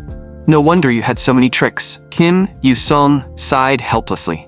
"They're almost done over there. Let's pack up and follow them." Rika quickly defended herself. "I've helped plenty of friends solve their relationship problems." Kim Yu-sung nodded perfunctorily. Right, you helped." Seeing Rika get flustered and annoyed made Kim Yu-sung feel strangely satisfied. After leaving the aquarium, Kim Yu-sung and Rika's heads popped out from behind a tree. Watching how reluctant Ryuji and Tojo Karen seemed to part from each other, both of them thought the confession should be coming soon. But at that moment, Kim Yu-sung's gaze suddenly sharpened. 2 guys suddenly appeared in front of Ryuji and Tojo Karen, and the moment they showed up, they knocked the bento out of Ryuji's hand. "You two-timing bastard. We finally caught you. Last time, you were with the girl we were chasing, and now you're out messing around with a new one." Rika immediately asked Kim Yu-sung if they should call the police. Kim Yu-sung said, "Forget it. Even if we call the police, they won't make it in time. If things get bad, I'll step in." Ryuji immediately shouted, "You two really have no shame showing up again like this." From their conversation, Kim Yu-sung finally understood who these two were. They were the first-year students who had been kicked out of the kendo club. Back then, Ryuji had saved Tojo Karen and beaten the two of them up. The 2 men raised their middle fingers at Ryuji. "We got kicked out because we fought you." At that moment, Tojo Karen finally snapped. "You deserve to get kicked out. You're nothing but complete idiots." Only then did the two realize that the beautiful girl in front of them was actually Tojo Karen after makeup. "The tomboy actually put on makeup today? Don't tell me you're on a date with this two-timing loser. You two don't match at all. You used to spend every day fighting people in the dirt." Hearing that, Ryuji and Tojo Karen both clenched their teeth in anger. "Shut up." But the 2 guys only laughed. "You think we came here alone today? This is the guy who messed with my brother, right? Our boss is a legend from Kitayama. You're not getting away today." Seeing that the situation was getting bad, Ryuji knew he couldn't handle it and quickly told Tojo Karen to run. But the moment Tojo Karen tried to move, one of them grabbed her. Ryuji shouted angrily, "Let her go. This is between us. Don't drag anyone else into it." But the only response he got was a heavy punch. Watching from a distance, Kim Yu-sung finally couldn't stand it anymore and told Rika to stay where she was. Ryuji dropped to his knees in pain, while the blonde guy smirked. "I'll be taking your girlfriend with me." But by then, Kim Yu-sung was already standing behind him with a blank expression. He grabbed the blonde guy's wrist and twisted it hard, and a sound of bones cracking rang out. Then, Kim Yu-sung flung him backward like a rag doll, and the guy had no power to resist at all. Kim Yu-sung rarely got angry, but this time, he was truly furious. That filthy hand of yours should never have touched my friend. He didn't know exactly how strong he was, but he knew one thing: he had never lost. Meanwhile, seeing his daughter being bullied, Tojo Naoto, as her father, was already burning with rage. He was just about to lead his men out and beat that guy half to death. But the next second, Kim Yu-sung had already appeared behind the two attackers. The overwhelming aura radiating from him made even Tojo Naoto, chairman of the Toseikai, feel his fingers tremble. In all these years, he had only felt this once before. That was from Ivan, the boss of the Russian Red Mafia, known as the God of Destruction. Yet, the aura of this boy before him was actually on the same level as Ivan's. When Tojo Naoto had once been alone with Ivan, his instincts had made his body tremble uncontrollably. It was an irresistible fear, the instinctive shudder of facing a top predator. And at this moment, Kim Yu-sung no longer cared about interfering with the original plot. Right now, he only wanted to clean up the trash in front of him. Seeing the people around them, Kim Yu-sung was afraid of accidentally hurting someone, so he told Tojo Karen, Rika, and Ryuji to leave first. Tojo Karen still wanted to say something, but Kim Yu-sung immediately cut her off and said he wouldn't lose to trash like this. At that moment, the blonde guy flew into a rage. He charged straight at Kim Yu-sung and punched him, but Kim Yu-sung stood in place without taking even half a step back. The punches felt like cotton, with no force behind them at all. Seeing that Kim Yu-sung wasn't dodging, the blonde guy immediately laughed smugly. But the next second, he suddenly realized something was wrong. Kim Yu-sung had taken all those punches without a single injury, and cold sweat began forming on his face. Could this guy not feel pain? He hadn't even flinched. Then try this. The blonde guy immediately ran to Kim Yu-sung's side, and a faint red glow seemed to gather around his fist. Rika couldn't help covering her mouth, worried for Kim Yu-sung. The blonde guy slammed his fist down. A little blood finally trickled from Kim Yu-sung's nose. From this moment on, it was self-defense. Kim Yu-sung punched straight toward the blonde guy's face. Normally, the legal limit for self-defense was 1 strike. But for Kim Yu-sung, 1 strike was more than enough. Everyone around seemed to hear the sound of bones cracking and teeth shattering. The blonde guy flew straight backward until he crashed into a tree and barely stopped. Any more force, and it would have counted as excessive self-defense. How disappointing. The remaining two looked at Kim Yu-sung as if he were a demon god, their bodies trembling in fear. One of them still forced himself to threaten him. "Do you know who I am? My father is a high-ranking police officer." Kim Yu-sung thought this threat was so cliché, it was basically standard villain dialogue. He ignored them completely, grabbed both of them by the neck, and lifted them up. Only when they were close to suffocating did Kim Yu-sung slam them hard into the ground. "Take your boss and get lost. Don't ever show up in front of Tojo Karen again." Seeing that the situation was finally over, Rika immediately ran over. "Are you okay? Your face is bleeding." Kim Yu-sung said that a little blood would be fine after a while, but Rika immediately got angry. "Don't joke around. We're going to a pharmacy right now." Kim Yu-sung blankly nodded. This was the first time he had ever seen Rika this angry. But as he was leaving, he noticed that the atmosphere between Tojo Karen and Ryuji seemed a little tense. After listening carefully, he realized that both of them actually thought the incident was their own fault. Then, in a situation like that, Tojo Karen actually confessed. Kim Yu-sung was speechless for a moment. Weren't they supposed to thank him first? Weren't they supposed to check if he was okay? Tojo Karen looked at Ryuji with deep emotion and said, "Please go out with me." However, Ryuji rejected Tojo Karen's confession. Tojo Karen hadn't expected that result either, especially after how happy their day together had been. "If you don't like me right now, then I can keep trying." But Ryuji said quietly, "I'm the one who isn't good enough for you. To be honest, when I was little, I promised a girl I would marry her. That's why I don't plan to date anyone." Tojo Karen lowered her head. She hadn't expected that kind of answer. So she asked him, "Do you love her?" But Ryuji said he wasn't sure either. He only remembered that he had once liked her very much. "So, she's your first love and your childhood friend? Since you've already decided, I'll give up cleanly too." Then Tojo Karen waved her hand, pretending to be relaxed. But the moment she turned away, tears were already welling up in her eyes. Kim Yu-sung had known this would be the result, so he said to Rika, "You go home first." Rika immediately wondered what he was going to do, but Kim Yu-sung said, without looking back, "See you at school next week." Rika watched his back and had a vague feeling that he was hiding something from her. And somehow, she also felt that Kim Yoo-sung seemed a little sad. After that, Kim Yoo-sung finally found Tojo Karen near the bus stop. "Tojo, are you okay?" But when Tojo Karen raised her head, her face was already covered in tears. Kim Yoo-sung quickly handed her a tissue. Then, he sighed helplessly. "Look at you, falling apart like this. Can't you be a little stronger?" Tojo Karen choked out. "Kim Yoo-sung, I've never cried in front of anyone before, so don't tell anyone." Kim Yoo-sung nodded. "Of course, we're friends." In fact, Tojo Karen had known all along that Kim Yoo-sung and Rika were following them. Kim Yoo-sung froze. Were people in this romantic comedy world really that sharp? Kim Yoo-sung quickly explained, "We didn't mean to." But Tojo Karen said, "I know, you were worried about me, so you watched over me all day. I'm sorry. You went through so much trouble for me, but I still messed everything up. I thought if I changed myself, there would be a place for me in Ryuji's heart. But I was wrong. There's no place for me there. Right now, my heart hurts so much, and there's nothing I can do about it. Do you believe me? I really did love him." The moment she said that, a strange feeling stirred inside Kim Yoo-sung. He had always believed this place was only a manga world. Only Rika had slowly begun to change that belief, because her sweet smile always made his heart tremble slightly. But deep down, Kim Yoo-sung had always drawn a clear line, believing they were only characters from a manga. Yet today, he could truly feel their pain. Could people like this really be dismissed as mere manga characters? Kim Yoo-sung told Tojo Karen to stop crying. Tojo Karen didn't hear him clearly and asked again. Kim Yoo-sung immediately pointed at her nose and said, "If you keep crying, I'm calling the police and reporting you for disturbing public order." Tojo Karen froze for a moment. Then, she suddenly started laughing.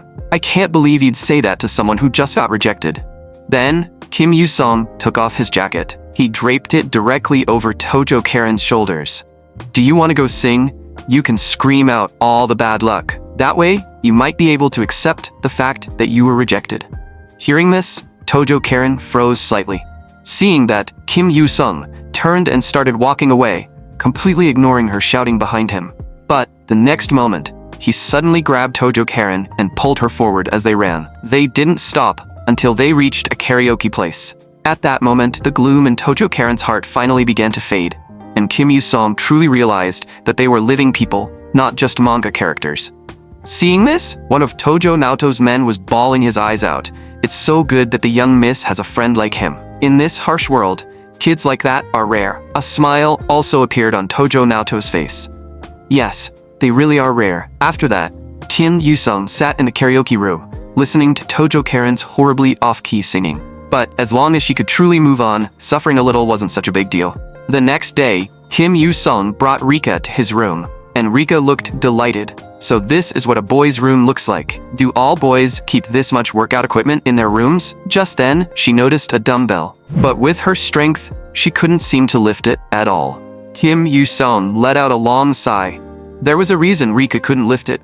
That small dumbbell was probably about the same weight as her entire body. This left Rika completely stunned. At first, Kim Yoo-sung had been heading toward the subway station after school, just like usual. But Rika, who was beside him, suddenly got hungry. So Kim Yoo-sung suggested stopping by his family's restaurant for something to eat. Only after hearing his suggestion did Rika remember that his family ran a restaurant. Kim Yoo-sung thought it should be fine. It was just one meal, after all. But when they actually arrived at the restaurant, Kim Yoo-sung was completely shocked. Rika ate like there was no tomorrow. She finished 2 tables worth of food by herself and drank 3 cans of cola before she was finally full, and she quickly became familiar with Kim Yoo-sung's mother. "Auntie, your cooking smells amazing." His mother told her to eat slowly and said she could make more if it wasn't enough. Rika really knew how to appreciate Korean food, so no wonder his mother was completely charmed by her. Originally, after finishing the meal, Rika could have simply gone home, but she suggested going to Kim Yoo-sung's room, saying that since she was already here, it would be a shame not to take a look. Kim Yoo-sung had foolishly thought nothing would happen, only for Rika to actually want to enter his room. At that moment, Kim Yoo-sung brought Rika a drink. But Rika looked at him with a mischievous smile. "So you like reading romantic comedy manga?" What she didn't know was that Kim Yoo-sung bought those manga entirely to predict future plot developments, since most manga followed similar patterns anyway. Rika looked around and realized that Kim Yoo-sung really had a lot of manga in his room. There was Golden Samurai, as well as the childhood love series. Rika absolutely loved those manga too. Kim Yu-sung even brought out the first edition copies. Whenever he remembered them, he would reread them from the beginning. That manga was a masterpiece. Its artistic beauty was breathtaking, and although the ending was quiet, its aftertaste lingered for a long time. Kim Yu-sung loved that feeling. As Rika listened to him describe the plot, a smile appeared on her face. Kim Yu-sung continued passionately. The psychological portrayal of the characters is brilliant too. Add in the cinematic paneling and foreshadowing, and this manga is simply incredible. Rika was truly happy because she had never met someone as obsessed with manga as Kim Yu-sung. Her father would definitely be delighted. Kim Yu-sung was confused. Why are we suddenly talking about your father? It turned out that Rika's father was a manga artist, and he was also the author of Golden Samurai. That revelation struck Kim Yu-sung like lightning. So Rika was actually the daughter of a legendary manga artist. But thinking about it, it did make sense. Kim Yu-sung had heard before that Kishimoto Musashi's wife was British, so that must have been why Rika had blonde hair. But after thinking it over, he realized there was a perfect resource right in front of him. There was no reason not to use it. So Kim Yu-sung asked Rika for a favor. He hoped her father could give him an autograph. Rika said it was no problem, and even said she could introduce Kim Yu-sung to her father. Aside from that, Kim Yu-sung was also curious about something else. Your father has so many other popular works, so why is Golden Samurai your favorite? It turned out that Rika also liked her father's other works, but for some reason, Golden Samurai had become more and more fascinating to her. Rika then brought up Volume 5 of Golden Samurai. Whenever she saw the male lead, she always felt that throughout the entire story, he put his friends first. That was why, in Rika's eyes, the male lead was both strong and gentle. The next day at school soon arrived. At that moment, inside the student council office, President Kumiko spoke with a serious expression. Do you remember Golden Week? You said you would help me that day. Our school has always had an exchange program with a sister school in Russia. After Golden Week, we're expecting to host one of their exchange students. President Kumiko wanted to give the student an unforgettable gift when they first met. So she wanted Kim Yu-sung to help her choose the gift. Kim Yu-sung would naturally help, so he asked if the first day of the holiday, the 29th, would work. President Kumiko was extremely happy. But if you break this promise, I won't forgive you. For now, she told Kim Yu-sung to return to class. Kim Yu-sung could only ask Rika later if they could change their plans to the 30th. When he returned to the classroom, Sato said he had good news to tell him. The students who had caused trouble in the kendo club and were later kicked out suddenly made another scene today. Then, both of them actually applied to transfer schools. Two people transferring at the same time was already strange enough. So did Kim Yu-sung think something else had happened? Kim Yu-sung guessed that they probably had reasons they couldn't explain. But they deserved it. At least they wouldn't come back to harass Tojo or Sakamoto anymore. And now it was class time. The person teaching them was a new English teacher who had just arrived today. During class, Rika had already fallen asleep from the boring English lesson. The new English teacher's name was Mizuki Nanami. She was 24 years old, and today happened to be the 24th. So she asked the student sitting in seat 24 to read today's lesson content aloud. But she immediately changed her mind. Then, please have the student sitting behind seat 24 read the textbook aloud. Kim Yu-sung slowly stood up and began reading the passage from the textbook. The entire class was shocked by his fluent speaking and clear pronunciation. Teacher Mizuki then asked another question. For a question like this, how should we answer? Kim Yu-sung seemed to misunderstand what she meant and thought she wanted him to answer. So he seriously said that he personally recommended traveling to Osaka because it had plenty of attractions and many tourists. Teacher Mizuki's expression immediately became extremely awkward, which confused Kim Yu-sung. What kind of reaction was that? But Teacher Mizuki didn't dare say much and simply said his answer was practically perfect. After sitting down, Kim Yu-sung kept thinking about her expression. She had clearly looked shocked. Teacher Mizuki was just about to continue the lesson. But then she accidentally met Kim Yu-sung's gaze again. Teacher Mizuki quickly turned around, thinking that this student was truly terrifying, as expected of the rumored heir to a gangster family. Seeing her reaction, Kim Yu-sung immediately understood what was going on. Teacher Mizuki must have heard some bad rumors and mistaken him for a delinquent. After all, ridiculous rumors about him had been spreading everywhere. Some said he had fought an entire biker gang alone, while others claimed he was the heir to a crime boss. But this was the first time Kim Yu-sung had seen an adult this afraid of him. He felt that he should act a little more normal, so he wouldn't cause any more misunderstandings. He needed to find the teacher and explain things properly. Meanwhile, Teacher Mizuki was typing rapidly on her keyboard. When she saw the information on the computer, she froze. Name: Kim Yu-song. Gender: male. Full scholarship recipient. Freshman representative last year, and he had never dropped below first place in class since enrollment. Student council secretary. Extremely diligent. Honestly, there wasn't much left for the school to teach him. The more Teacher Mizuki read, the less it made sense. How could the heir to a crime boss have such an excellent record? This made her feel that something was even more wrong. Could he have been pretending to be a good student this entire time, to fool everyone? Just then, a chill suddenly ran down Teacher Mizuki's spine. Kim Yu-song was looking at her with a smile.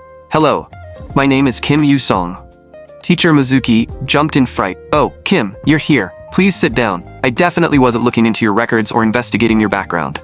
But the moment she said that, she immediately regretted it. She had acted way too panicked. He must have realized she was checking his information.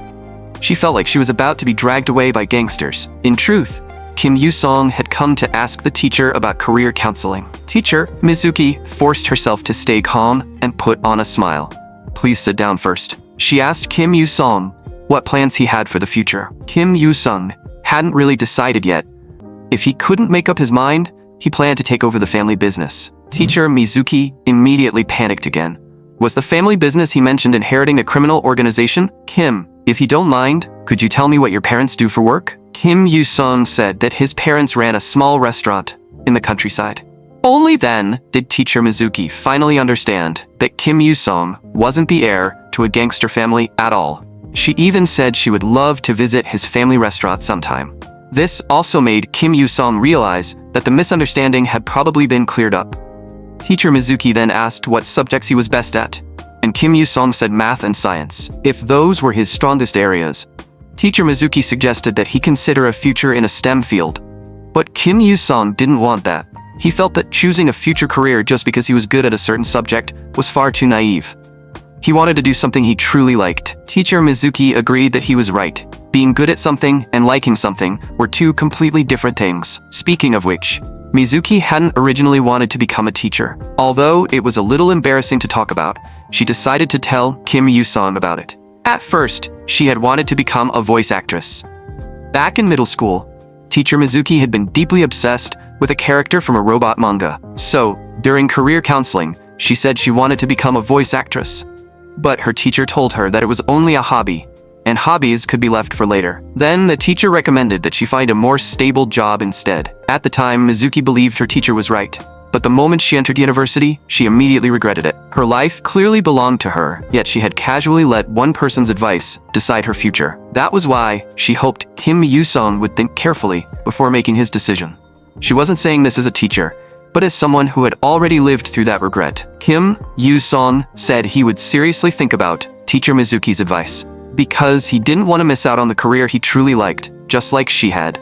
So Kim Yu-song sincerely thanked her for her honest advice.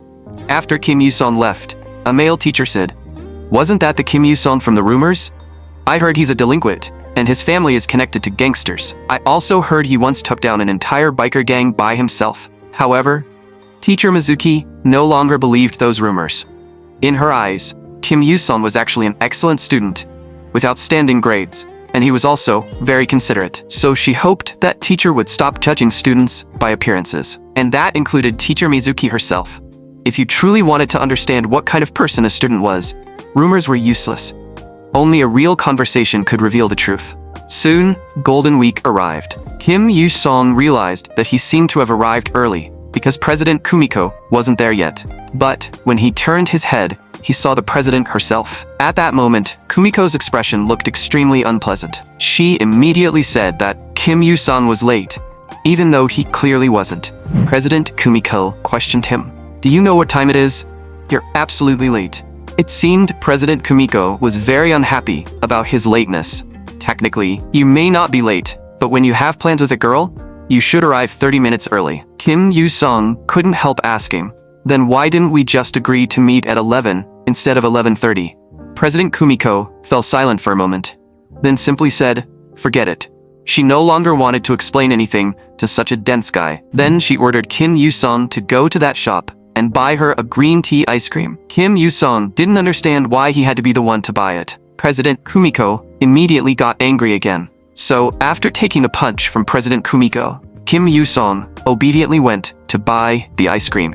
It was clear that President Kumiko really liked this green tea ice cream, but Kim Yu-sung felt like they were just wandering around aimlessly.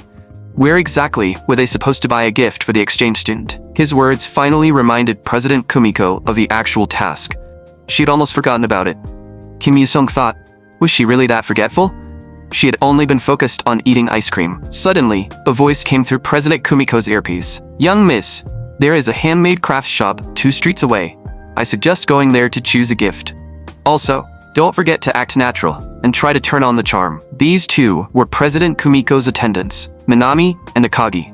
At the moment, they were carrying out an intelligence support mission to make Miss Kumiko's date a success. Soon, Kim Yu-sung and President Kumiko arrived at the handmade craft shop.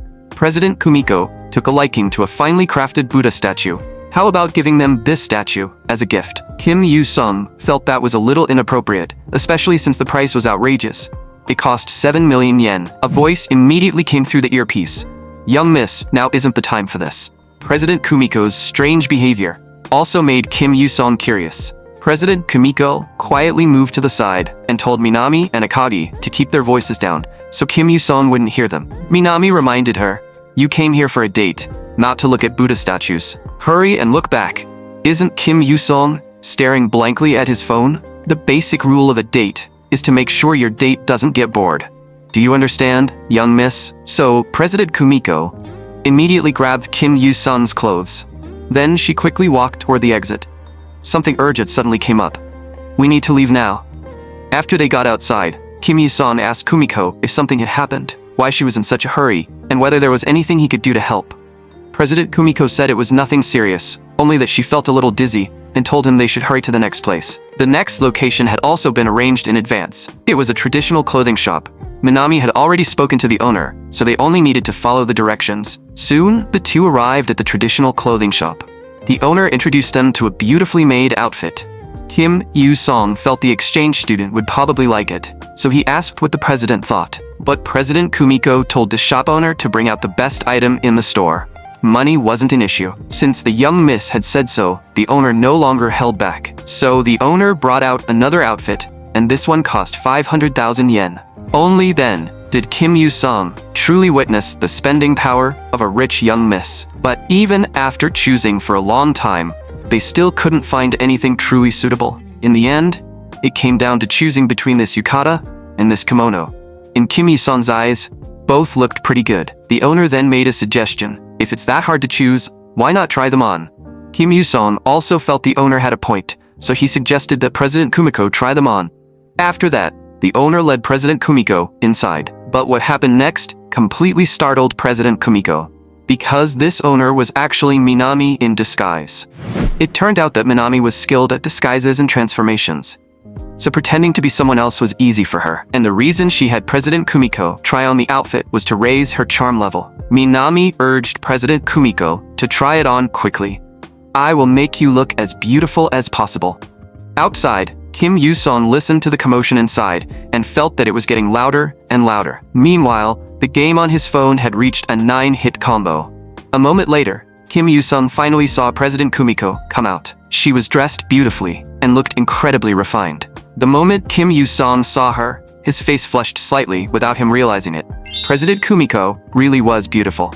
By the time President Kumiko walked up to him, Kim Yu-sung's face was already visibly red. Then, he shyly turned his head away. This made President Kumiko freeze for a moment. Did that mean her outfit didn't look good? But just as that thought appeared in her mind, Kim Yu-sung slowly spoke. President Kumiko, you look beautiful. You look extremely pretty today. And this outfit suits you really well. Kim Yu-sung's compliment made Kumiko's body tremble slightly. Then she immediately slipped back into her tsundere act. When I actually try, of course I look beautiful. After that, she happily went back to try on another outfit and told Kim Yu-sung to wait there.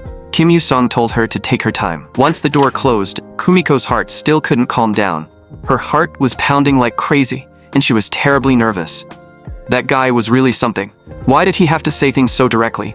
As she kept thinking about it, even the area behind Kumiko's ears turned red, and she no longer knew how to face Kim Yu-sung. After leaving the shop, Kim Yu-sung and President Kumiko walked side by side down the street, drawing plenty of attention. After all, President Kumiko was already eye-catching just from her looks. And on top of that, Kim Yoo-sung's huge frame was walking beside her. Kim Yoo-sung glanced at the two men in black behind them. From what he had seen, those two had already appeared several times. They were probably just a couple taking selfies. Kumiko guiltily pulled Kim Yoo-sung away. Only after the two of them walked farther away did the two men in black finally let out a breath of relief. That was close. We were almost discovered. Next time, we need to get a better angle. These are the photos the young miss asked for. I can't believe he's actually managed to win her favor. By the way, is there a restroom nearby? We're on a mission. Hold it in. After that, Kim Yoo-sung brought Kumiko to the ramen shop he visited most often. He told Kumiko to look at the menu first, while he went to the restroom. But at the same time, Akagi's stomach suddenly started hurting badly. The pain made him bend over on the spot, as if an army of horses were charging through his stomach. It had to be the ice cream from earlier. Minami saw this, and told him to hurry up and go. Hearing that, Akagi immediately limped toward the restroom. After unleashing absolute havoc in the stall, Akagi shakily held onto the restroom door and let out a long breath, feeling that he had finally been saved. But when he looked up, he saw Kim Yoo-sung standing in front of the sink, staring straight at him through the mirror. "Vice President, what are you doing here?" Akagi pointed at Kim Yoo-sung with a trembling finger, never expecting to be discovered just because he went to the restroom. Hearing footsteps, Kumiko turned around. "You're back?"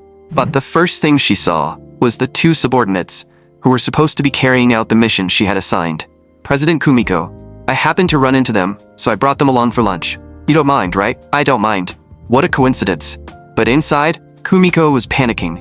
They absolutely couldn't expose her. Kumiko never expected her wonderful date to suddenly turn into a student council meal. "President, that idiot went to the restroom and got caught. For now, let's just act like we happened to run into them." A little while later, several steaming bowls of ramen finally arrived. Kim Yoo-sung watched Kumiko stare at the ramen for a long time without picking up her chopsticks and wondered if she had never eaten ramen before. "Is this your first time eating ramen?" "Yes, I've mostly only seen it on TV." It seemed that commoner food like this wasn't part of Kumiko's usual diet at all. Kumiko carefully tasted a sip of the broth and slowly savored it. Then she suddenly realized that it tasted surprisingly good. Seeing that Kumiko liked it, Kim Yoo-sung felt much more relieved. He let out a breath and smiled. After finishing their meal, the group went to an arcade. The rabbit plush slipped off the claw again. Kumiko couldn't help letting out an angry scream. She had been so close to getting that cute plushie. Meanwhile, Kim Yoo-sung and Vice President Akagi were frantically moving the joysticks in front of an arcade machine. After Akagi KO'd Kim Yoo-sung once again, he burst into mocking laughter. "Looks like the rumors about Koreans being good at games are fake." Kim Yoo-sung instantly got angry. Akagi had really crossed the line this time. He was definitely going to crush him.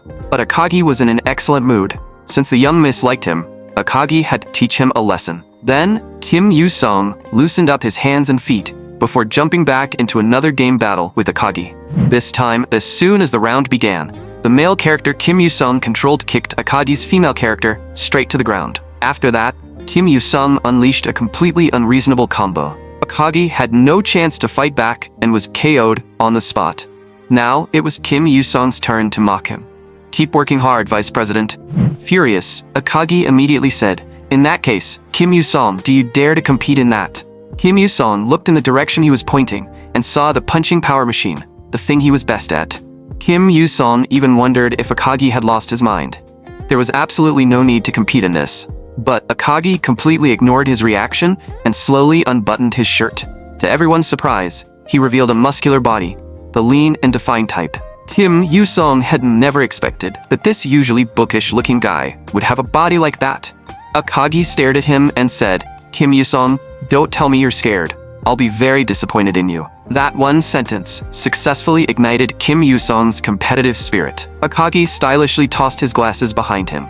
"I thought you were the type of coward who would run away." Seeing that Kim Yoo-sung accepted, Akagi gave him a formal fist salute. Then, Akagi loosened up his body. After that, he adjusted himself into the perfect stance for generating force. The next second, he slammed his fist into the punching power machine. The score jumped wildly, before finally stopping at 960, setting a brand new record for the machine. "Now it's your turn. You're not scared, are you?"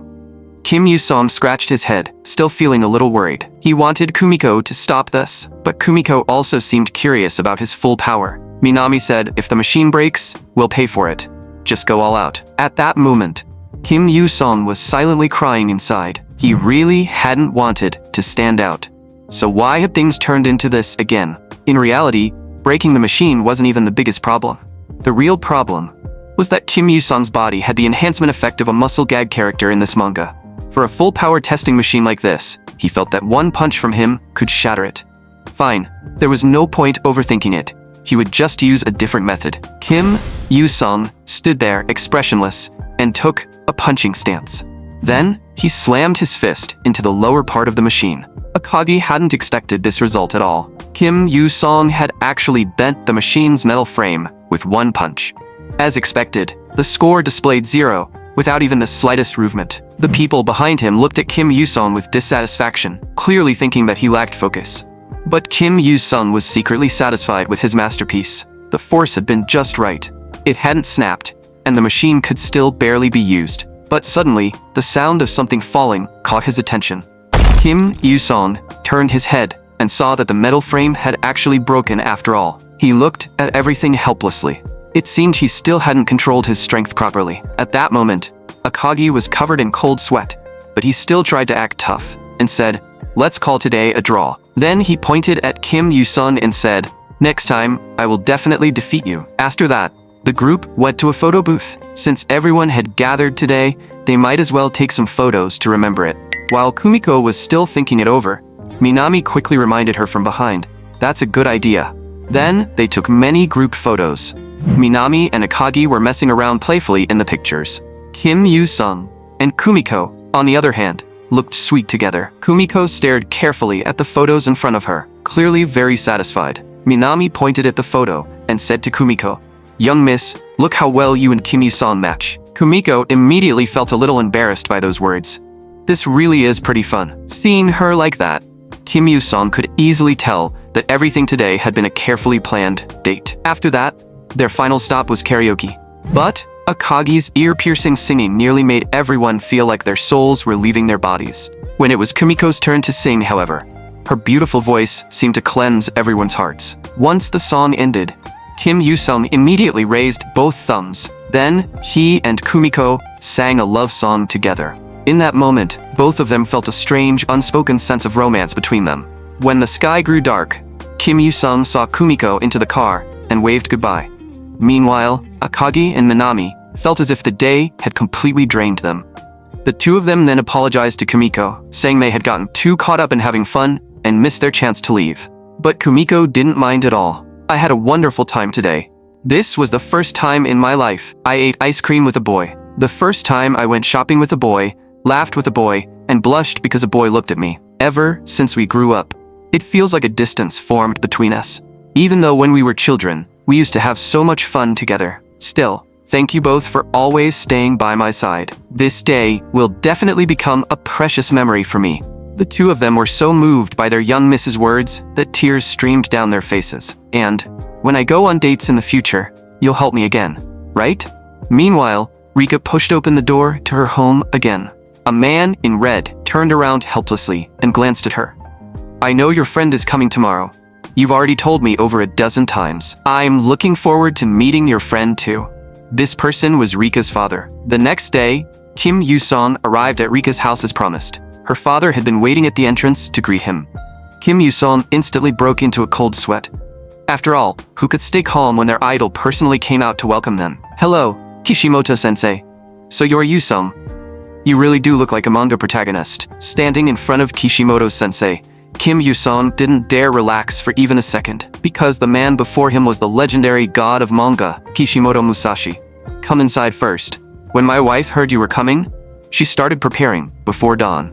When Kim Yoo-sung saw Rika's mother, he realized she was just as beautiful as Rika. Her cooking skills were also incredible, and she had prepared an entire table full of food.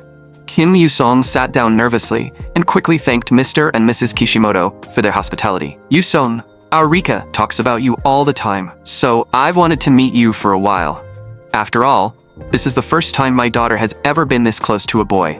Kim Yoo-sung instantly felt the atmosphere turn strange and hurried to explain, "Rika and I are just ordinary friends. We met because she got lost on the first day of school, and I just helped her out." "That's good. I was worried you might have strange thoughts about her, since you're her first male friend."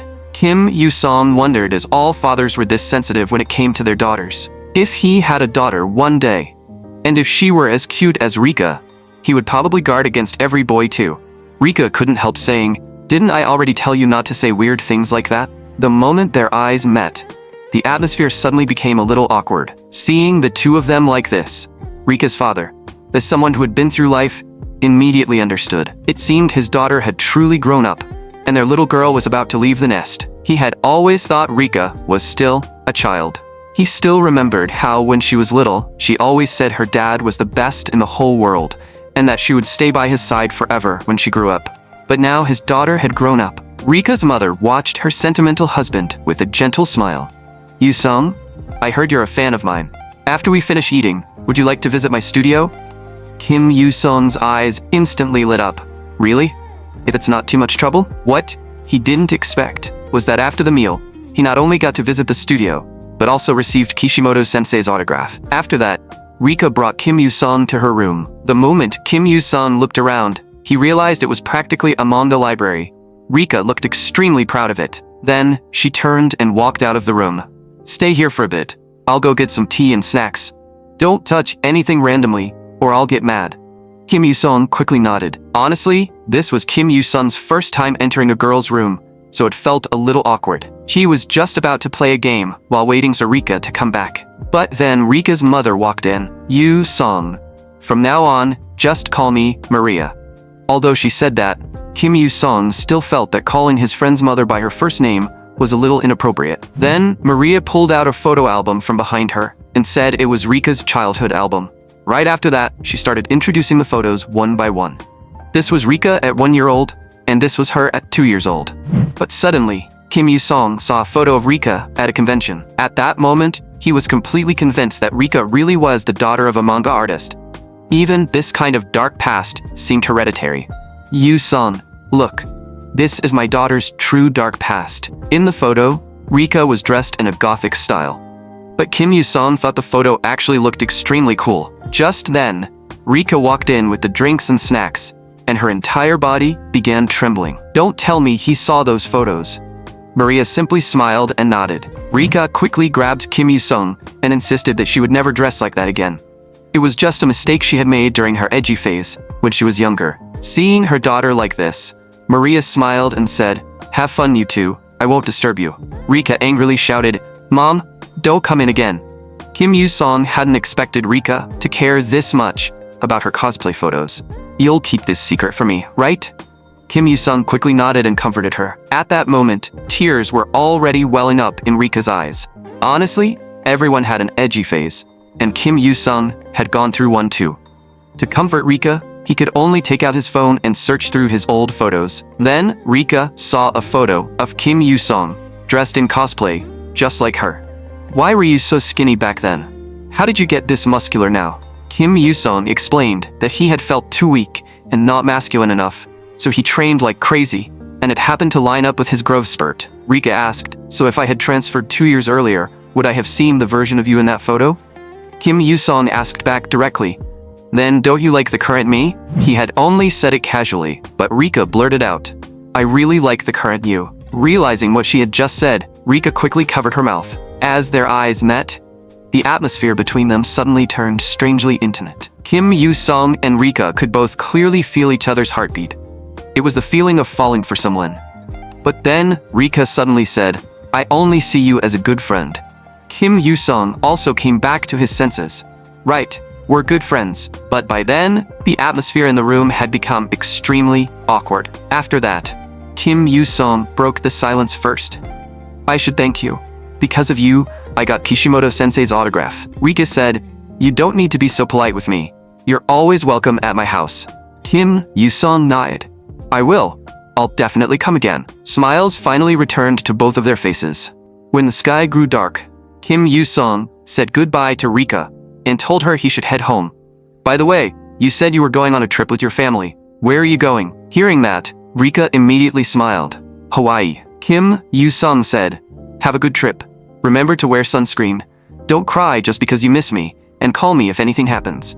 Rika asked curiously, "If I actually call you, how exactly are you planning to get to Hawaii?" An image immediately appeared in Kim Yu-song's mind of himself turning into an elite swimmer and swimming all the way there. But he still said, "I'll just buy a plane ticket when the time comes." Rika looked at him with a smile. After taking a few steps, Kim Yu-song turned back and said, "Rika, see you at school." Then he headed toward the station. Rika watched his back, and her mood suddenly sank. Scenes from when they first met began replaying in her mind. Back then, they had sat together on a bench and eaten bento boxes. They had read manga together and worked together for Tojo Karen's sake. And whenever the train was crowded, Kim Yu-song would firmly protect her. She also remembered the fluttering feeling in her heart when they held hands for the first time. Then Rika quietly encouraged herself. Come on, Rika. Her heart couldn't lie. Next time, she would definitely find the courage. By now, it was the 5th day of Golden Week. Kim Yu-song had already bought every manga he needed from the bookstore. He was just wondering whether he should eat something before leaving. Suddenly, hurried footsteps sounded from behind him. Move! Get out of the way! Kim Yu-song turned around in confusion. A graceful-looking girl was actually about to leap over his head. But the next second, her knee slammed hard into Kim Yu-song's face. And just now, Kim Yu-song seemed to have seen something he shouldn't have seen. He caught the girl by reflex and quickly forced himself to think about something else to calm down. After coming back to her senses, the girl immediately turned to look into the distance. Far away, several figures were running toward them. Before Kim Yu-song could even understand what was happening, the girl grabbed his hand and pulled him away, completely ignoring his questions. Seeing the direction she was running, Kim Yu-song immediately said, "Where are you going? That's a dead end." Then he stopped caring about the situation, grabbed her hand instead, and ran in another direction. They went straight to the ramen shop he had been planning to eat at. The two hid behind the window and watched the group continue chasing forward. Once those people were finally gone, the girl let out a long breath. "Thank you for helping me," Kim Yu-song said helplessly. "Why did you drag me into this? Can you at least tell me why they were chasing you?" The girl said, "Let's sit down first. My name is Sasha." Seeing this, Kim Yu-song could only sit down too. That Sasha kept talking to him about unrelated things. Kim Yu-song immediately told her to stop changing the subject, but Sasha said the situation was complicated and hard to explain. The moment he heard that, Kim Yu-song stood up and turned to leave. Then good luck running away. Wait, when a pretty girl asks for help, isn't a guy supposed to help without asking questions? Kim Yu-song sighed. That isn't common sense. Seeing that Kim Yu-song was still about to leave, Sasha quickly said, "I'll hire you. I'll pay you." Then she pulled several thick stacks of cash out of her bag. Kim Yu-song immediately turned around and shook her hand. "Pleasure doing business with you. With this money, I can buy a lot more manga." At that moment, Sasha seemed to accept her situation and took off the hat on her head, revealing long blue hair. She said her father was a fairly famous person in Russia, so those people were probably trying to kidnap her. The moment Kim Yu-song saw that long blue hair, he immediately remembered one of the heroines from this manga, an extremely popular character from Russia. Sasha said Kim Yu-song only needed to protect her until 7 in the evening. After that, she would figure things out herself. Then she even asked if there was anywhere fun nearby. Kim Yu-song hadn't expected someone being chased like this to still be in the mood for sightseeing. Sasha explained that as long as they stayed in crowded places, those people wouldn't dare act recklessly.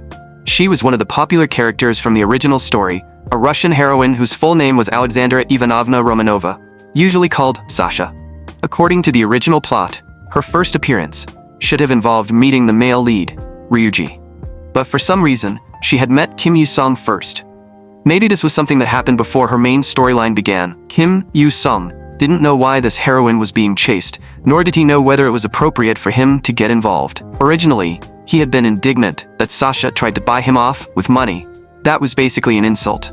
The problem was, she had offered far too much money for him to refuse. Since he had already accepted the job, he only needed to hold out for 6 hours, until 7 in the evening. Sasha's eyes never left Kim Yu-song. From the moment she first saw him, she felt that he was strong. She trusted her own judgment. This guy could definitely help her survive the next 6 hours. "Let's go. If we stay in one place too long, we'll be exposed." But just then a voice suddenly called out, "Hey, don't move." The group of men in black from earlier had appeared behind them again, and Kim Yu-song couldn't understand how they had found them so quickly. Sasha explained that they were former KGB elite agents. Kim Yu-song was still wondering what the KGB was when a man in black suddenly appeared in front of him, blocking his path. Without saying a single word, the man threw a punch straight at Kim Yu-sung. Kim Yu-sung dodged with a sidestep, and the force of the man's momentum sent him crashing toward the ground. But Kim Yu-sung didn't give him the chance to fall. He reached out and grabbed the man by the collar. Then he lifted the man high into the air. The next second, Kim Yu-sung slammed him hard in front of his companions. Sasha stared at the scene in shock. After all, the people chasing her were all former elite agents. Yet, in front of Kim Yu-sung, they had no power to resist at all. Kim Yu-sung didn't give Sasha time to overthink it. He locked her inside a phone booth so she wouldn't get in his way. Because from those brief exchanges just now, Kim Yu-sung had already realized that these guys were no joke. They were on a completely different level from the street thugs he had fought before. Unfortunately for them, they had run into Kim Yu-sung. In this romantic comedy, the person with the more developed muscles usually ended up being the winner. In just a few exchanges, Kim Yu-sung swiftly took down 2 of them. Looking at the remaining men, he thought this probably wouldn't be too difficult. But just then, a voice rang out. "Everyone, retreat." The instant Kim Yu-sung heard that, he instinctively looked toward the source of the voice. But at that moment, a burly man suddenly charged out and slammed a powerful shoulder check into Kim Yu-sung's chest. For the first time, Kim Yu-sung felt his chest hurt this badly. No one had ever dealt this much damage to him before. When the other men in black saw the newcomer, they immediately lowered their heads. Captain Boris. Kim Yu-sung had no idea who this huge guy was, yet the man had attacked him without saying a word. That blow hurt so much that Kim Yu-sung dropped to one knee, but when he looked at the man's muscular body, he started to feel uncertain. If he was facing someone like this, he had no idea whether his romantic comedy muscle buff would still work. Meanwhile, Sasha was locked inside the phone booth, frantically pounding on the glass and shouting something. In her mind, everything was already over, because no matter how strong Kim Yu-sung was, she didn't believe he could defeat Captain Boris. Kim Yu-sung sighed. As expected, this money wasn't going to be easy to earn. He also had no idea whether more pursuers were coming, so it would be better to end this quickly. The next second, Kim Yu-sung stomped forward and charged. His large hands shot straight toward Boris's head, and the speed nearly caught Boris off guard. Kim Yu-sung planned to use that moment of carelessness to introduce Boris's head directly to the ground. Boris was shocked. If he hadn't instantly grabbed Kim Yu-sung's hand and reduced part of the force, that one move would have been enough to take him out of the fight. Kim Yu-sung hadn't expected this man's reaction speed to be so fast, and his strength was just as terrifying. He actually forced Kim Yu-sung's hand away from his head. Boris grabbed Kim Yu-sung's hand and shoved him forward, making him stagger. Then he immediately threw a punch straight at Kim Yu-sung's cheek. Damn it, that hit really hurt. This man's combat experience and technique were the strongest Kim Yu-sung had encountered so far. And judging from the way Boris was holding him, was he about to put Kim Yu-sung in a guillotine choke? Kim Yu-sung's worry was correct. He tried to lift Boris with raw strength, but the man still refused to release his hand. Kim Yu-sung had already realized that his joint was locked in place, and that instantly awakened the ferocity inside him. The earlier strike had hurt, but it hadn't truly injured him. This time, however, if he wanted to subdue this man, he would probably have to pay a real price. Kim Yu-sung suddenly exploded with force, and risking a dislocated joint, slammed Boris hard into the ground. That impact made Boris let out a painful groan. Sasha wanted to stop everything, but her voice couldn't get out of the phone booth. The other men in black stared in shock, because in their memory, their captain had never looked this miserable before. After that strike, Boris completely lost the ability to keep fighting. Kim Yu-sung cursed inwardly. This guy was seriously a pain. Joint damage could affect his muscles, which meant he might not be able to go to the gym for a while. After Sasha kept pounding on the glass, the phone booth door was finally opened. She could hardly believe that Kim Yu-sung had actually defeated Boris. In that moment, she finally seemed to truly understand just how strong Kim Yu-sung was. Meanwhile, somewhere else, a mysterious man picked up the phone. A trembling voice came from the other end. "Tsar, Captain Boris has been defeated." "Boris? That's impossible. There shouldn't be anyone in Japan capable of defeating him." The voice said it was an Asian man around 190 centimeters tall, with messy black hair. The mysterious man's voice darkened. "Don't tell me it's that guy, Black Yaksha." At the same time, videos of Kim Yu-sung fighting had already spread across the dark web. Everyone believed he was Black Yaksha. People were all discussing why the man once known as the strongest mercenary of the underground world had suddenly vanished years ago. His rise to fame began when Ivan wanted to find a worthy opponent, so in 1999, he held the Fist God tournament and welcomed fighters from all over to challenge him. It was then that Fuma Kotaro, the man later known as Black Yaksha, appeared like a comet. He stormed into the finals and became a legend. Yukika slowly closed her laptop and fell into deep thought. Could this be true? Had that Fuma Kotaro really appeared again? Then, she stepped outside and looked into the distance, lost in thought. Meanwhile, Sasha brought Kim Yu-sung to a maid cafe. Seeing the curious look on Sasha's face, Kim Yu-sung was instantly speechless. He asked, in confusion, "This is the must-visit place you were talking about?" Sasha answered as if it were obvious.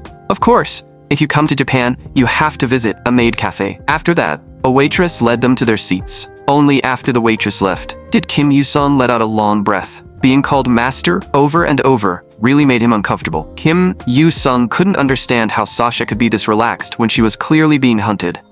But he had already taken the money, so there was nothing he could do. And strangely, there wasn't a single bit of news online. Sasha explained that it might be because of an electromagnetic pulse. When agents from EE Company carried out a mission, they would release an electromagnetic pulse first to disable all nearby electronic devices. And that company was a Russian weapons company. "Hello, I'm this cafe's star catgirl maid." The moment she said that, Kim Yu-sung turned his head and felt his entire worldview take a hit. He had thought he was already used to otaku culture, but this was still way too much. Kim Yu-sung was just about to eat when the maid beside him said, "Master, please wait a moment, meow. Before eating, you must first complete a ritual. Now, repeat after me. Meow." After finishing the chant, she even made a heart gesture toward them. "Please enjoy your meal, happily, masters." Kim Yu-sung was practically screaming internally, seeing that only Kim Yu-sung hadn't made the heart gesture. Sasha and the maid immediately accused him of not doing it. Kim Yu-sung's face turned red from holding back his embarrassment. This was way too humiliating. With no other choice, he forced himself to make a heart gesture. Seeing that Kim Yu-sung had finally completed the pre-meal ritual, the maid bowed and left. After that, Kim Yu-sung finally got to eat the lunch he had been waiting for. But once they finished eating, the catgirl maid from earlier came over again. She smiled and said, "I specially asked the manager for permission, so we can play a card game together." Sasha immediately became interested. But when Kim Yu-sung saw the headband in the maid's hand, he instantly felt that something was wrong. The maid continued, "The loser has to accept a punishment." Meow. Kim Yu-sung stared at the pink headband with utter reluctance. "Are you seriously asking a muscular guy like me to wear something that pink? Can't we change the punishment?" Sasha said bluntly, "Then just keep winning." With no other choice, Kim Yu-sung's brain started spinning at full speed. If he had to wear that pink thing, the shame might follow him for the rest of his life. Unfortunately, the final result wasn't exactly ideal. It was only after they left the cafe that Kim Yu-sung finally managed to take that thing off. Then Sasha suddenly said, "It's almost 5. Actually, there's something I need to confess." Hearing that, Kim Yu-sung unconsciously stopped walking, unsure what she was about to say. Sasha said that the men in black were actually bodyguards hired by her father. She had only wanted to sneak out and look around, but she hadn't expected things to become this serious. Kim Yu-sung's mind instantly screamed. What kind of nonsense had this day turned into? Sasha still thanked him sincerely and said she would contact those people, then return to her hotel. "Being with you today was the happiest day I've had. Haha, I finally found you." Just then, a voice suddenly came from above. Kim Yu-sung looked up in shock and realized the voice was coming from a helicopter overhead. The helicopter was still 6 or 7 meters above the ground, yet an old man jumped straight down from it. "Sasha, you caused quite a commotion this time. Otherwise, I wouldn't have found you so easily." Kim Yu-sung immediately felt how powerful the old man was. An ordinary person couldn't jump down from a helicopter 6 or 7 meters in the air like that. Sasha was also shocked to see him. "How did you find this place?" "Private business. And this trip isn't just about finding you, my dear daughter." Seeing that her father had actually come by helicopter to find her, Sasha quickly began apologizing. Kim Yu-sung hadn't expected that the old man who had just jumped from a helicopter was actually Sasha's father.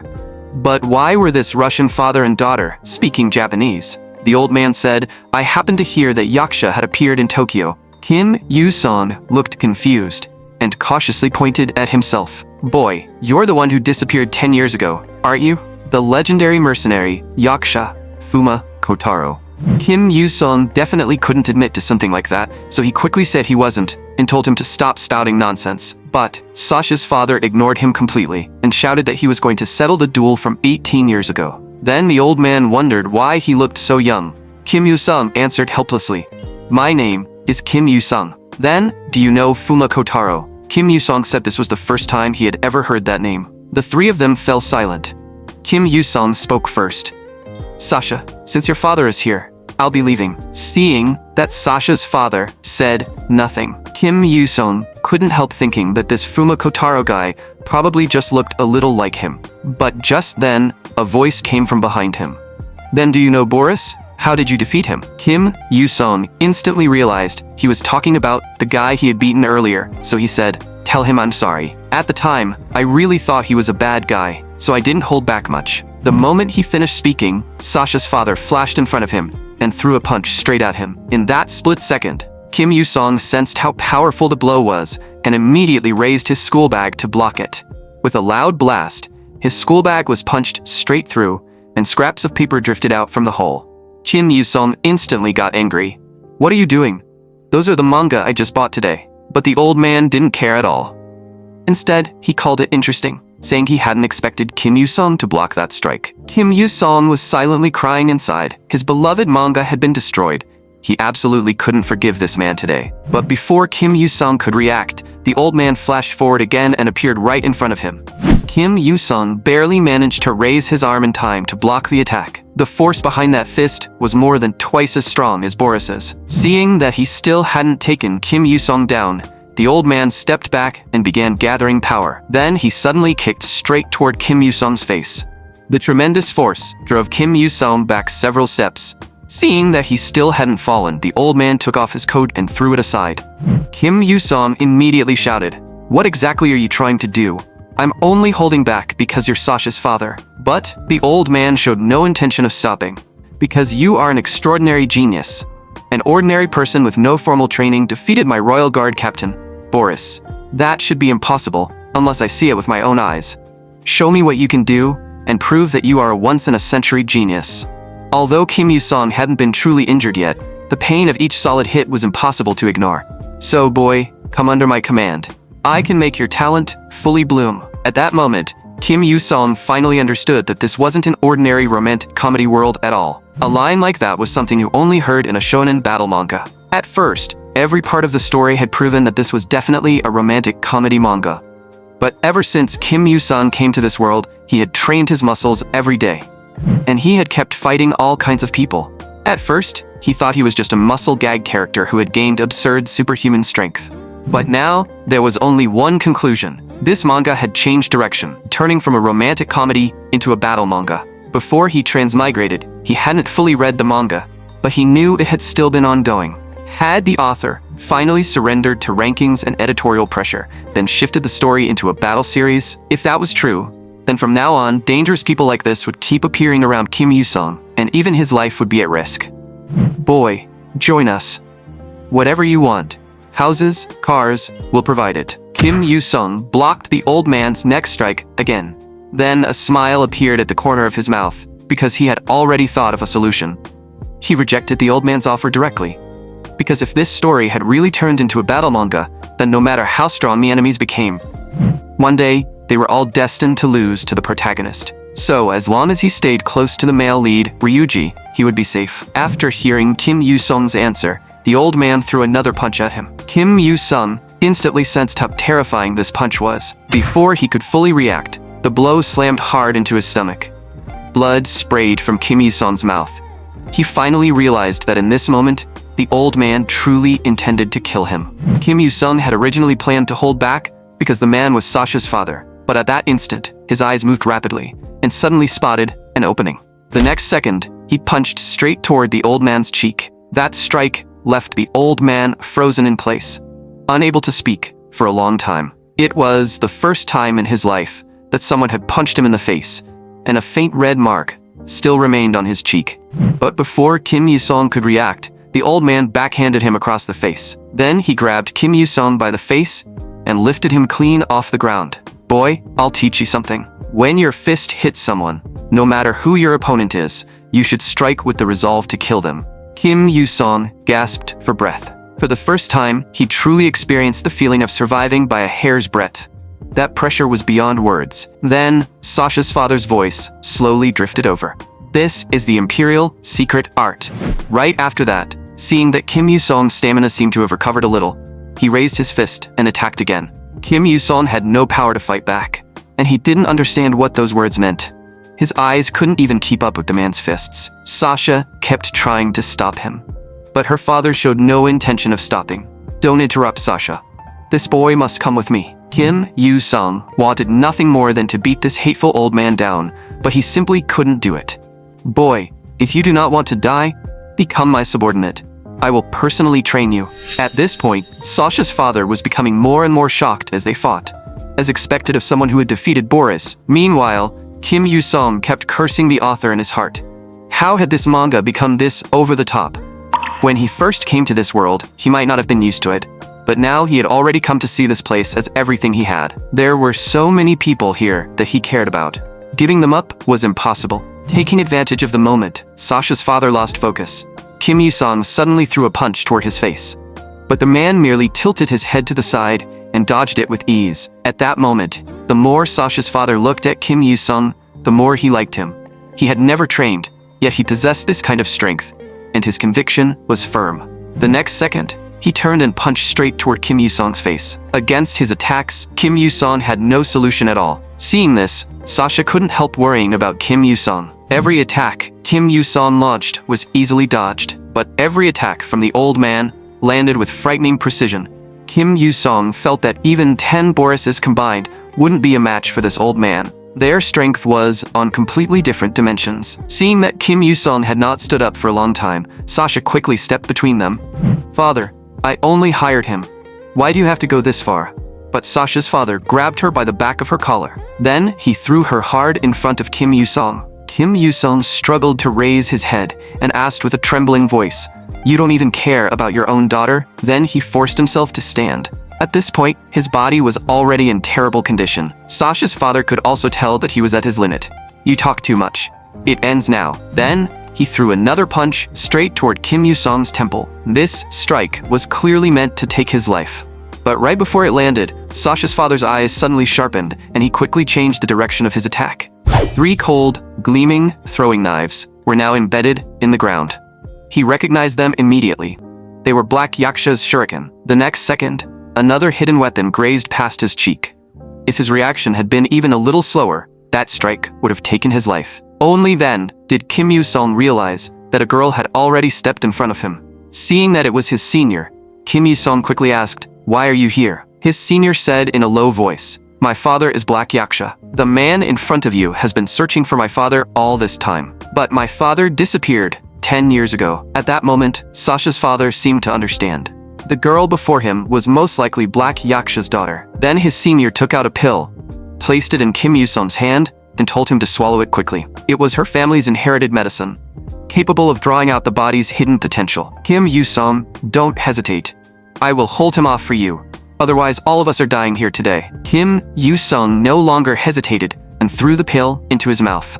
Almost instantly, a warm current appeared inside his body, rapidly spreading through his limbs and bones. As the medicine's power continued to spread, Kim Yu-song felt his chest become burning hot, as if a branding iron had been pressed against it. The scorching pain made him lose control, and he let out a roar that shook the surroundings. Sasha's father smiled when he saw Kim Yu-song finally unleash his power. The surge of energy instantly reduced Kim Yu-song's clothes to ash. He felt as though every shackle restraining his body had vanished. Sasha's father also sensed an overwhelming aura from him, one just as powerful as his own. The pill's effect on Kim Yu-song had far exceeded even Yukika's expectations. But its power would last for only 5 minutes. Even Yukika had no idea whether Kim Yu-song could defeat the man within that time. Sasha tried to intervene again, but Kim Yu-song stopped her. As far as he was concerned, a man who would attack his own daughter was beyond forgiveness. Seeing Kim Yu-song in this state, Sasha's father burst out laughing. He pointed at Kim Yu-song. "Boy, remember this. No one cares about the excuses of the weak. The strong make the rules and hold the power. That's simply how the world works. If you want to become strong, defeat me here and now. In Kim Yu-song's eyes, a massive tiger seemed to appear behind the man, roaring wildly at him. Sasha's father continued, "There's no need for empty bravado now. There's only one thing you need to do. Defeat me." When Kim Yu-song remained still, Sasha's father attacked first and threw a punch straight at him. Kim Yu-song hadn't expected that even in this empowered state, he would still be forced to react at the last second. The man's speed was still incredible, but Kim Yu-song could finally track his movements. He twisted his body aside, causing the punch to miss. Kim Yu-song immediately fired back with a punch, only for it to be blocked by the man's left forearm. Even so, the force drove Sasha's father several steps backward. He had never expected the blow to be so heavy. Kim Yu-song pressed the attack, throwing punch after punch straight at the man's face. His speed had more than doubled, and his strength had increased dramatically. The pill had boosted him far beyond his expectations. Unable to tolerate being suppressed by a mere student, Sasha's father unleashed Imperial secret art, Griffin. His hand seemed to become a razor-sharp griffin talon as it tore toward Kim Yu-song. Kim Yu-song immediately raised his arm to block the attack, but the next instant the man's sharpened fingers pierced straight into his flesh. Kim Yu-song's lips curled into a cold smile. "Got you." He used his wounded arm to lock down the man's movements. Then, he twisted his entire body and used the momentum to slam Sasha's father into the ground. Kim Yu-song followed with a kick to the chest, sending him flying. He had put every ounce of his strength into that kick. Sasha's father could hardly believe he had lost like this, while the intense pain made his entire body tremble. Ivan, the head of the Russian Red Mafia, and the man hailed as the strongest in the world, had been defeated by a teenage boy. Even Yukika had never expected Kim Yu-song to truly defeat this legendary figure. Sasha, however, was only worried about her father. After all, he had seemed determined to kill Kim Yu-song just moments earlier, but now her father's life rested entirely in the boy's hands. Even Yukika had no idea what choice Kim Yu-song would make. But when Kim Yu-song simply began brushing the dust off his face, Yukika knew the matter was over. Sasha's concerned voice came from beside him. "Kim Yu-song, are you okay?" Kim Yu-song said he was fine, and that her father had been the one who insisted on fighting him. Sasha replied, "Then you should leave. I'll handle everything from here." Kim Yu-song still looked concerned. "Can you handle it? I did beat your father pretty badly. My father isn't that petty. If anything happens, I'll contact you." But, in the next moment, Kim suddenly felt himself losing consciousness and collapsed backward. Yukika immediately caught him and explained to Sasha, "He probably exhausted too much energy. I'll get him out of here." Then, she warned Sasha, "You need to leave before people start gathering." Golden Week soon came to an end, and Kim Yu-song returned to school. Perhaps because of the after effects of that battle, his entire body still felt weak and sore. Yet, he couldn't find a single mention of what had happened that day online or in the news. That eerie silence sent a chill down his spine. Just then, the teacher entered the classroom, told everyone to settle down, and announced that a new exchange student from Russia would be joining their class. A blue-haired girl walked through the door. The moment Kim Yu-song saw her, he froze. "Hello everyone. I'm Sasha, an exchange student from Russia. It's nice to meet you." Kim Yu-song's face darkened. Of course, there was no escaping fate, after all. "My hobbies are shooting, horseback riding, and anime. But lately, the thing I like most is..." Sasha suddenly raised her hand and pointed directly at Kim Yu-song. Kim Yu-song. Cold sweat instantly covered his face. Why had she pointed at him in front of everyone? He felt like his soul was leaving his body. Ryuji, the original male lead, laughed from the side. "You just got here and you're already confessing? Now this is a romantic comedy development." Sasha continued smiling directly at Kim Yu-song. The arrival of this new student quickly drew the entire class's attention. Everyone wanted to know whether Sasha truly meant that she liked Kim Yu-song. Sasha openly replied that she liked strong men, and Kim Yu-song had personally defeated her father. The class immediately erupted into gossip, and some students even asked what would happen to Rika. Watching his classmates gossip and hearing Rika sigh beside him, Kim Yu-song felt the misunderstanding growing by the second. He tried to explain himself to Rika, but she completely ignored him. She only said calmly, "Looks like you even made a foreign friend during Golden Week." Kim Yu-song felt that the situation was becoming impossible to control. Sasha was supposed to be one of the original heroines. She should have developed feelings for Ryuji, the original male lead. All Kim Yu-song had ever wanted was to enjoy a peaceful life and watch the main character's romantic drama from the sidelines. Just then, he heard someone calling out to him and Rika, so he instinctively turned around. It was Tojo Karen. I came to hang out with you guys. Tojo Karen walked over and wrapped an arm around Kim Yu-sung. It's been forever. How was your break? But that gesture immediately struck a nerve with Sasha. She pointed at Tojo Karen. Could you stay away from him? Tojo Karen instantly became angry. Who are you? This is the first time we've even met, isn't it? Sasha clung to Kim Yu-sung's arm and declared, Kim Yu-sung is my boyfriend. Her words stunned both Kim Yu-sung and Tojo Karen. But Tojo Karen didn't believe a word of it. She pointed at Rika behind him. She's Kim Yu-sung's girlfriend. The two girls immediately started arguing in the middle of the classroom, with neither willing to back down. Kim Yu-sung couldn't believe that he had somehow become not only Sasha's boyfriend, but Rika's boyfriend as well. Seeing the situation spiral out of control, Rika quickly pulled Tojo Karen away. Kim Yu-sung and I are only friends. Tojo Karen didn't believe her explanation at all. But Rika's answer immediately made Sasha look smug. Seeing the triumphant look on Sasha's face, Tojo Karen gritted her teeth in frustration. While the two girls were arguing, a quiet, bookish girl wearing glasses walked over. Kim Yu-sung, could I take a look at the notes you wrote during class?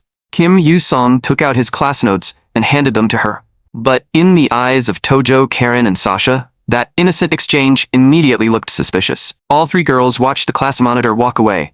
Then, Rika leaned closer and whispered into Kim Yu-sung's ear. Isn't the class monitor already a good student? I thought she was ranked in the top 10. Then, why did she borrow your notes? Kim Yu-sung was speechless.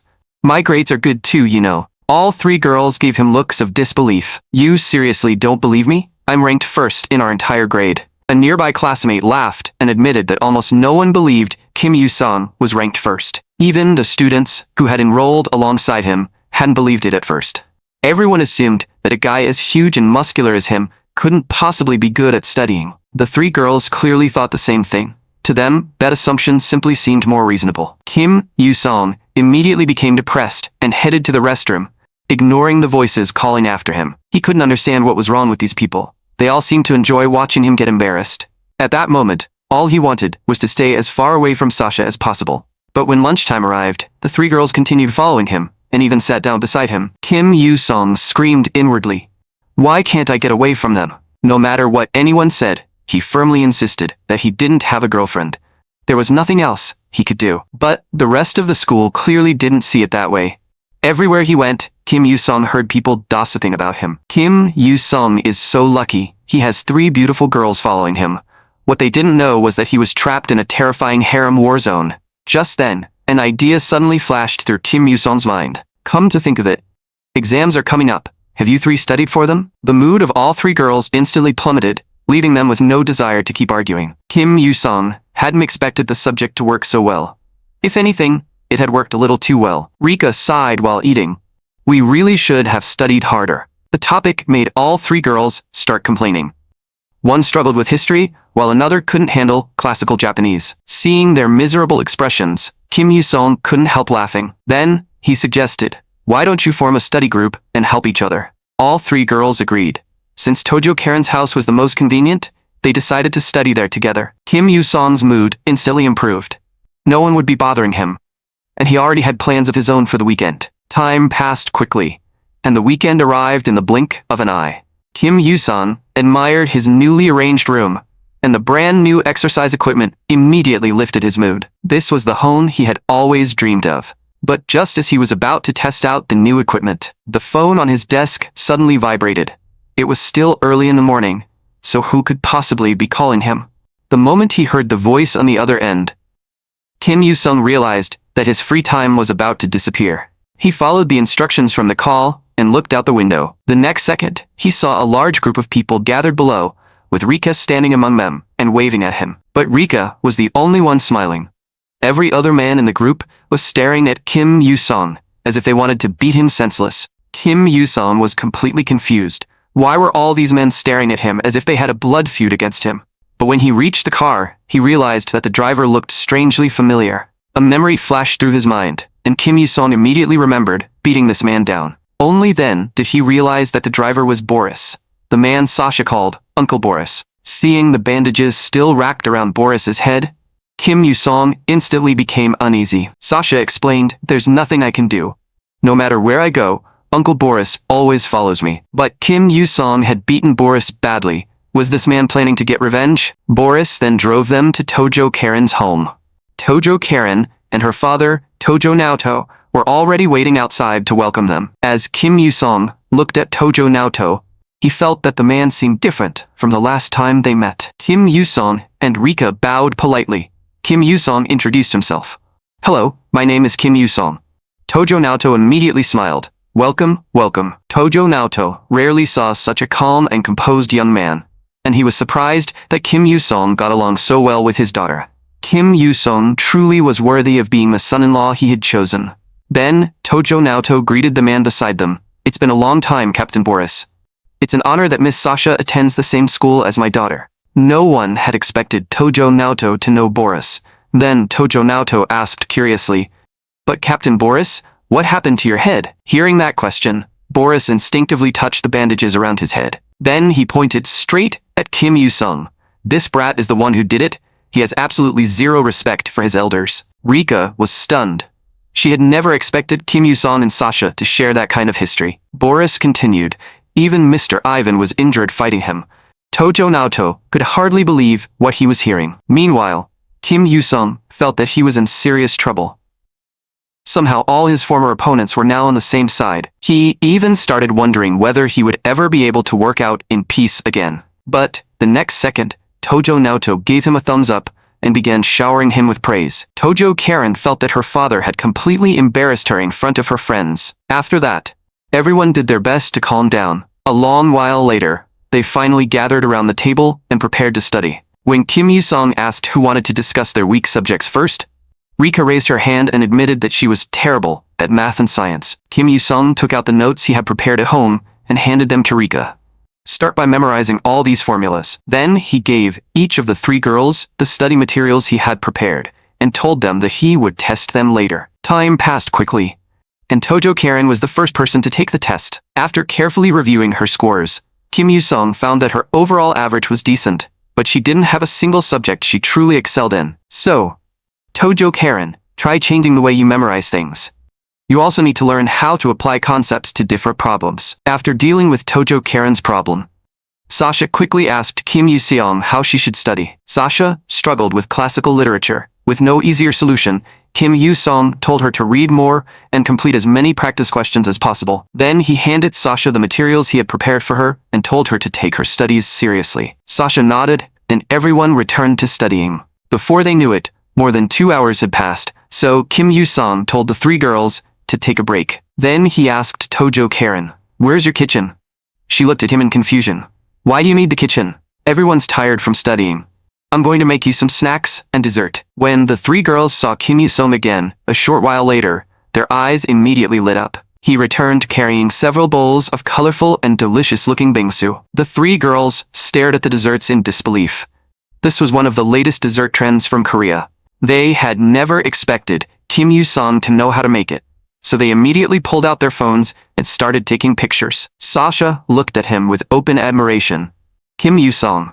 He had no idea what she wanted. Under his confused gaze, Sasha scooped up a spoonful of bingsu and slowly lifted it to his mouth. The next second, two murderous glares locked onto Kim Yu-song like sharpened blades. Kim Yu-song instantly found himself trapped in an impossible situation. After a long internal struggle, he slowly opened his mouth and ate the bingsu Sasha offered him. By this point, Rika and Tojo Karen could no longer hide their death glares. Both girls approached Kim Yu-song with their own bowls of bingsu, scaring him into instantly throwing his hands up in surrender. But surrendering didn't help at all. Kim Yu-song felt that coming here today had been a terrible mistake. At that moment, Tojo Karen suddenly realized that her feelings for Kim Yu-song had grown beyond simple friendship. She remembered how desperately Rika had explained that she and Kim Yu-song were only friends. Then, she remembered how boldly Sasha had expressed her feelings for him. Without realizing it, Tojo Karen had also been drawn to Kim Yu-song's kindness. Besides, Kim Yu-song had made it clear that he wasn't dating either Rika or Sasha. That meant Tojo Karen still had a chance. She had already missed her previous opportunity, and she refused to let that happen again. After the exams ended, Kim Yu-song saw how excited Rika looked, and immediately knew that she had done well. Rika happily suggested, "Why don't we go to karaoke and celebrate?" Everyone felt that they had done well on the exams, except for Sato, who looked completely devastated. But he only had himself to blame for never studying.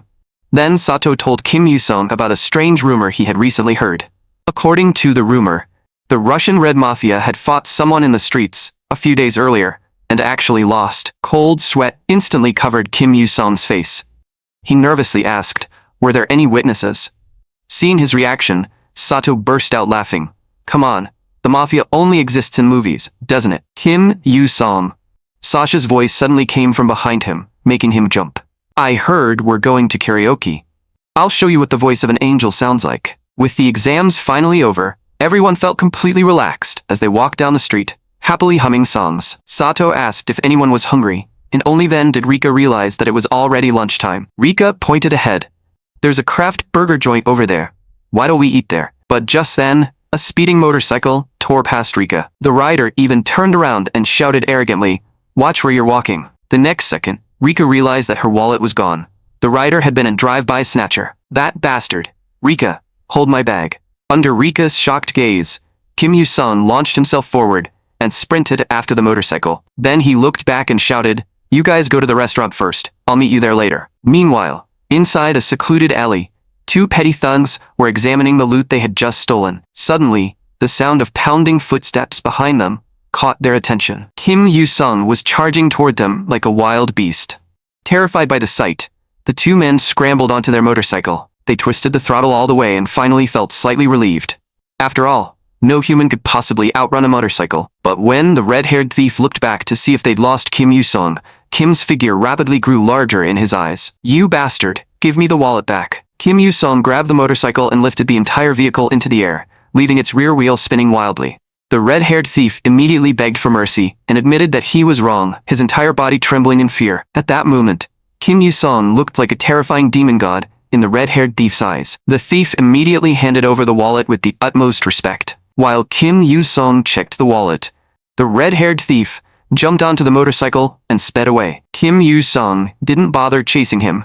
All he wanted was to recover Rika's wallet. He had promised to go to karaoke with Rika, and this thief had completely thrown off their plans. Then Kim Yu-sung happily returned to the others with the wallet. But not far away, a huge man was staring intensely at his back. The group continued having fun until evening, bringing the pleasant day to an end. Kim Yu-sung was wondering whether he should enjoy another workout after returning home when a voice suddenly came from behind him. The person who stopped him was a muscular man whose physique rivaled his own.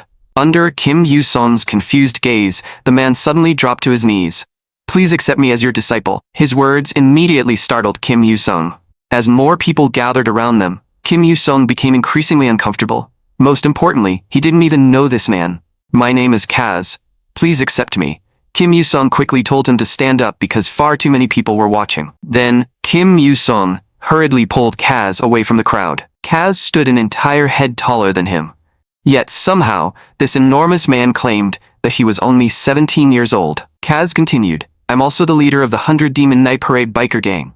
The guy who stole your friend's wallet was one of my men." Kim Yu-sung asked in confusion, "That matter is already settled. Why did you still come looking for me?" "Because you are a true warrior, a man of extraordinary strength. Even though I was tall as a child, I was incredibly timid. Because of that, other people constantly bullied me. That was when I realized that no one could bully me if I became strong. So I kept training, and my body grew larger and larger. Eventually, I somehow became the leader of a biker gang. But deep down, I knew I was only pretending to be strong. Running with people who bullied the weak made me ashamed of myself. When I saw you, I finally understood. I want to become someone who is truly strong, just like you. I also want friends who are worth giving everything I have to help." After hearing Kaz's story, Kim Yu-sung sighed helplessly. He couldn't understand why these strange situations always happened to him. Just as he was wondering how to send Kaz away, an idea suddenly flashed through his mind. "I can accept you as my disciple.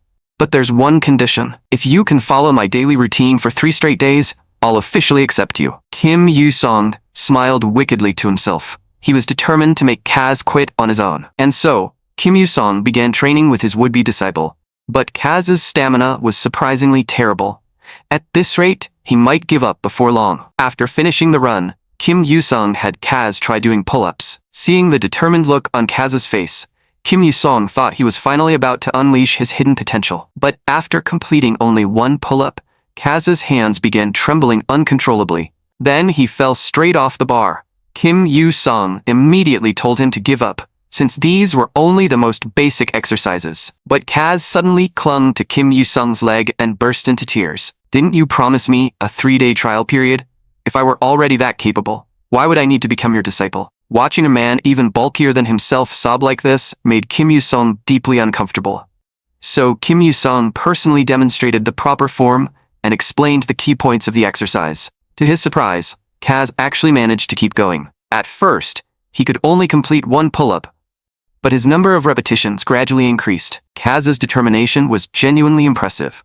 The previous night, he had trained for 2 full hours. Kim Yu-sung had originally planned to scare him away with brutal training, but after seeing how sincere Kaz was, he began to feel guilty. Just then, Satoru walked up behind Kim Yu-sung and greeted him. "I heard an incredibly beautiful girl is coming to school today.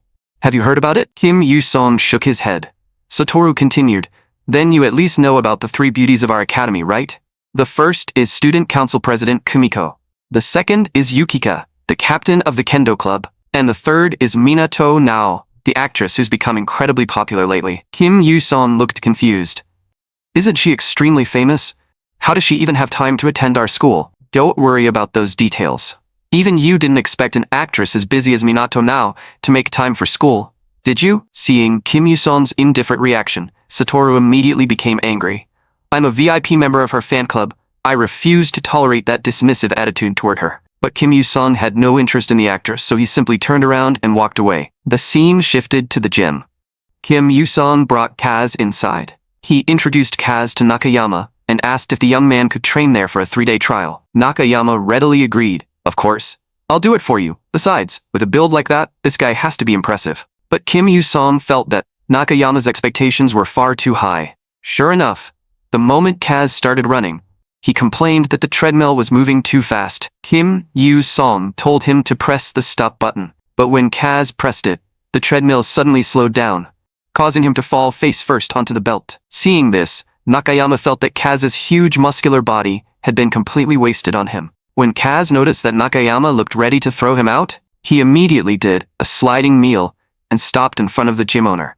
Kaz begged desperately while crying his eyes out, and Nakayama couldn't handle the sight. In the end, Kaz trained at the gym for the entire day, leaving him dizzy and seeing stars. Even so, he remained determined to become as strong as Kim Yu-sung. After thinking for a moment, Kim Yu-sung told Kaz that if he truly wanted to become his disciple, he had to leave the biker gang. "If you can't even do that, I'll never officially accept you as my disciple." Those words made Kaz freeze, and his thoughts immediately turned to his family. His father had died when he was young, leaving his mother to raise him all by herself. When Kaz thought about it, he realized that he had never done anything to repay his mother. "Master, you're right.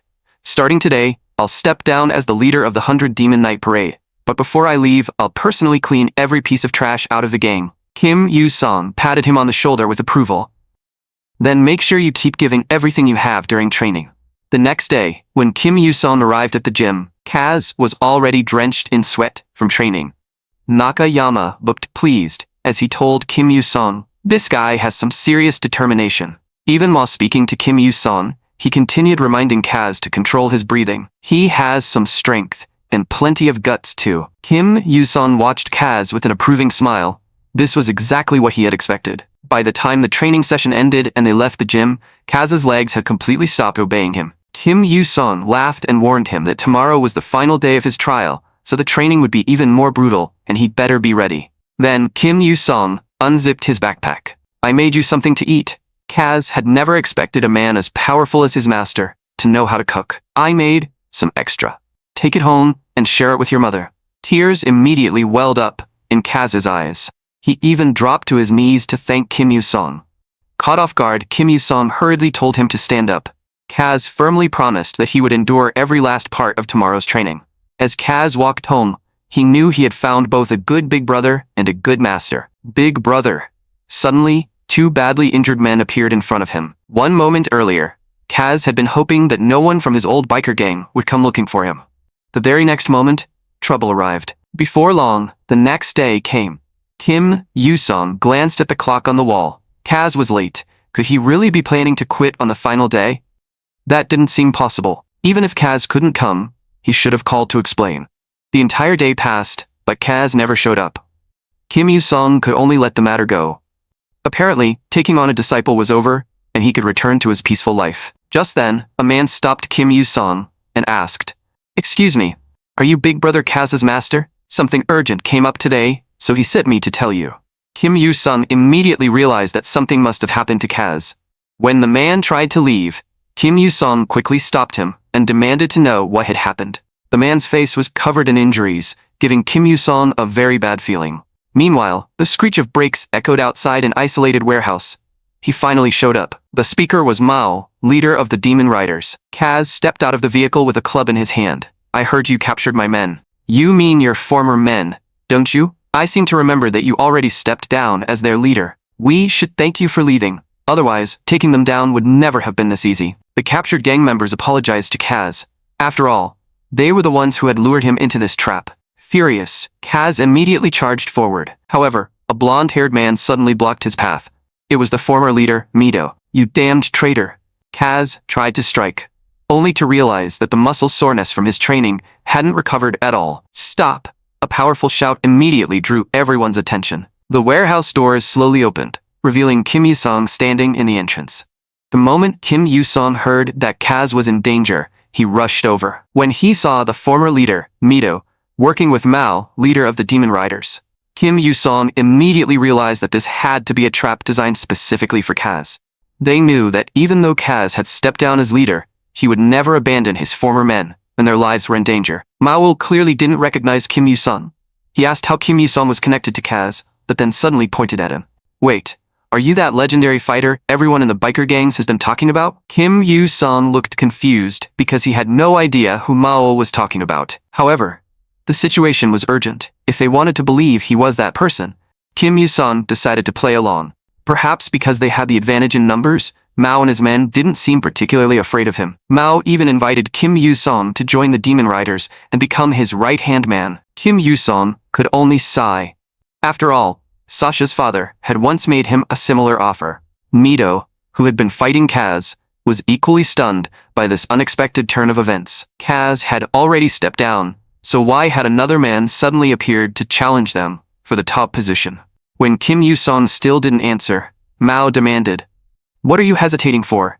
This is your chance to become the strongest." Kim Yu-sung thought they were completely delusional. All you ever think about is expanding your gang and becoming more powerful. But what happens after that? Do you really think the government will just stand by and ignore you? Then we'll take down the government too. Kim Yu-sung couldn't help laughing when he heard that. "You people? Are you planning to fight guns and ammunition with your bare hands?" Once Mao realized that Kim Yu-sung would never join them, his attitude instantly changed. His men revved their motorcycles and completely surrounded Kim Yu-sung. Kim Yu-sung merely stared at them coldly, wondering how they could be foolish enough to challenge him. Just then, a red-haired man swung a chain at Kim Yu-sung, attempting to tie him up. Kim Yu-sung seized the opportunity and caught the incoming chain with one hand. He yanked it backward, immediately pulling the red-haired man off balance. Kim Yu-sung pulled again with even greater force, sending the man flying uncontrollably through the air. He then swung the man around like a weapon, knocking down everyone surrounding him. Within moments, the gang members were sprawled across the ground, groaning in pain. Mao couldn't believe that Kim Yu-sung was strong enough to swing a grown man around like a weapon. Kim Yu-sung suddenly turned toward the remaining men and said coldly, "Anyone with a death wish can come at me." The remaining gang members were terrified. However, they were too afraid to defy their leader, so they raised their wooden clubs and charged. One of the clubs struck Kim Yu-sung's arm and immediately snapped in half. That didn't even tickle him. Kim Yu-sung grabbed one man by the back of the neck with his left hand. At the same time, he seized another man with his right. Then he slammed their heads together with tremendous force. Mao couldn't believe that a human being was capable of such terrifying combat power. However, even Kim Yu-sung felt a headache coming on when he saw how many gang members were still standing. There were simply too many of them. Just then, Kaz defeated Mido and threw his club toward Kim Yu-sung. Kim Yu-sung immediately caught it. Now that he had a weapon, he no longer needed to restrain himself. With his overwhelming strength, A single strike was enough to completely incapacitate each opponent. Mao finally realized that his dream of building the strongest biker gang had been completely destroyed. He couldn't understand where a monster like Kim Yu-song had suddenly come from. Unwilling to accept defeat, Mao suddenly twisted the throttle. When Kaz saw what was happening, he shouted for Kim Yu-song to get out of the way. By the time Kim Yu-song turned around, Mao was already charging straight at him on his motorcycle. With the motorcycle only inches away, Kim Yu-song instantly sensed the danger. Caught off guard, he barely managed to extend both hands and stop the motorcycle dead in its tracks. Mao thought the sight before him was completely absurd. How could any human being be this powerful? No matter how hard he twisted the throttle, the motorcycle couldn't move forward even an inch. Kim Yu-song had his relentless training to thank for that. Otherwise, he might have been in serious trouble. Even Nakayama had said that Kim Yu-song was becoming more like a monster every day. In fact, Nakayama had once suspected that Kim Yu-song was secretly using steroids. His suspicion wasn't entirely unreasonable. Ever since Kim Yu-song took the pill Yukika had given him, he felt that his physical strength had truly reached an entirely new level. Because the attack had caught him off guard, Kim Yu-song could only stop the motorcycle at first. Once he recovered, he unleashed his strength and lifted the entire motorcycle into the air. Everyone stared at the scene as if they were looking at an actual monster. Realizing that he had completely lost, Mao immediately began apologizing and begging for mercy. However, Kim Yu-song had no intention of letting him off that easily. Every muscle in Kim Yu-song's body tensed as he slammed Mao in the motorcycle into the ground. The tremendous impact sent Mao flying off the motorcycle. He collapsed helplessly onto the ground, with his fingers still trembling. His men completely lost their nerve and fled from the warehouse in a panic. Kim Yu-song didn't bother chasing them. After all, the fight had already taken a great deal of effort. Kim Yu-song removed Mao's helmet and discovered a large birthmark covering part of his face. That explained why Mao always wore a helmet. Perhaps he had always felt insecure about it. Kim Yu-song then turned to Kaz and asked what he planned to do next. The members of the 100 Demon Night Parade also looked toward Kaz, waiting for his orders. Kim Yu-song smiled and shook his head. Apparently, some responsibilities could never be completely abandoned. Still, it proved that Kaz was a man who took responsibility for his people. As they left the warehouse, the sun was beginning to set, bathing everyone's faces in its warm light. Without looking back, Kim Yu-song waved to Kaz, "Come back and train after you've taken care of everything." Kaz had assumed that he had completely lost his chance to become Kim Yu-song's disciple. He never expected Kim Yu-song to still allow him to continue training. A small smile appeared on his face. At lunchtime on Monday, students throughout the cafeteria were excitedly discussing something. Satoru pointed at a video on his phone with a look of complete shock. Ignoring all the people around them, he urged Kim Yu-song to watch the video of a massive biker gang fight. Kim Yu-song immediately frowned. Had his identity been exposed? Satoru explained that the video quality was blurry, but the man who fought like a god of war in the footage had single-handedly defeated everyone on the opposing side. Many students suspected that the man was Kim Yu-song, because their powerful builds looked almost identical. Kim Yu-song had no idea why there had been a security camera inside the warehouse. When Satoru questioned him, he gritted his teeth and pretended to know nothing. Satoru had no real evidence, so after questioning him for a while, he finally gave up. The two of them then quietly returned to eating their lunch. Suddenly, Satoru pointed into the distance. His finger trembled, and his face turned bright red. The famous actress they had discussed earlier, Minato Nao, had finally come to school. Everywhere she went, students stared at her with infatuated expressions. These hormonal teenagers had absolutely zero defense against a famous celebrity standing so close and personally greeting them. For some unknown reason, Minato Nao walked straight toward Kim Yu-song and Satoru. "Hello." It wasn't until Minato Nao stopped in front of him that Kim Yu-song realized she was actually greeting him. Kim Yu-song had never met her before, while Satoru was already staring at her with a completely love-struck expression. Minato Nao removed her sunglasses and smiled. "May I sit here?" Without waiting for an answer, she cheerfully sat down beside Satoru. "Senior Kim Yu-song, there's a favor I'd like to ask of you." Kim Yu-song froze. How did Minato Nao know who he was?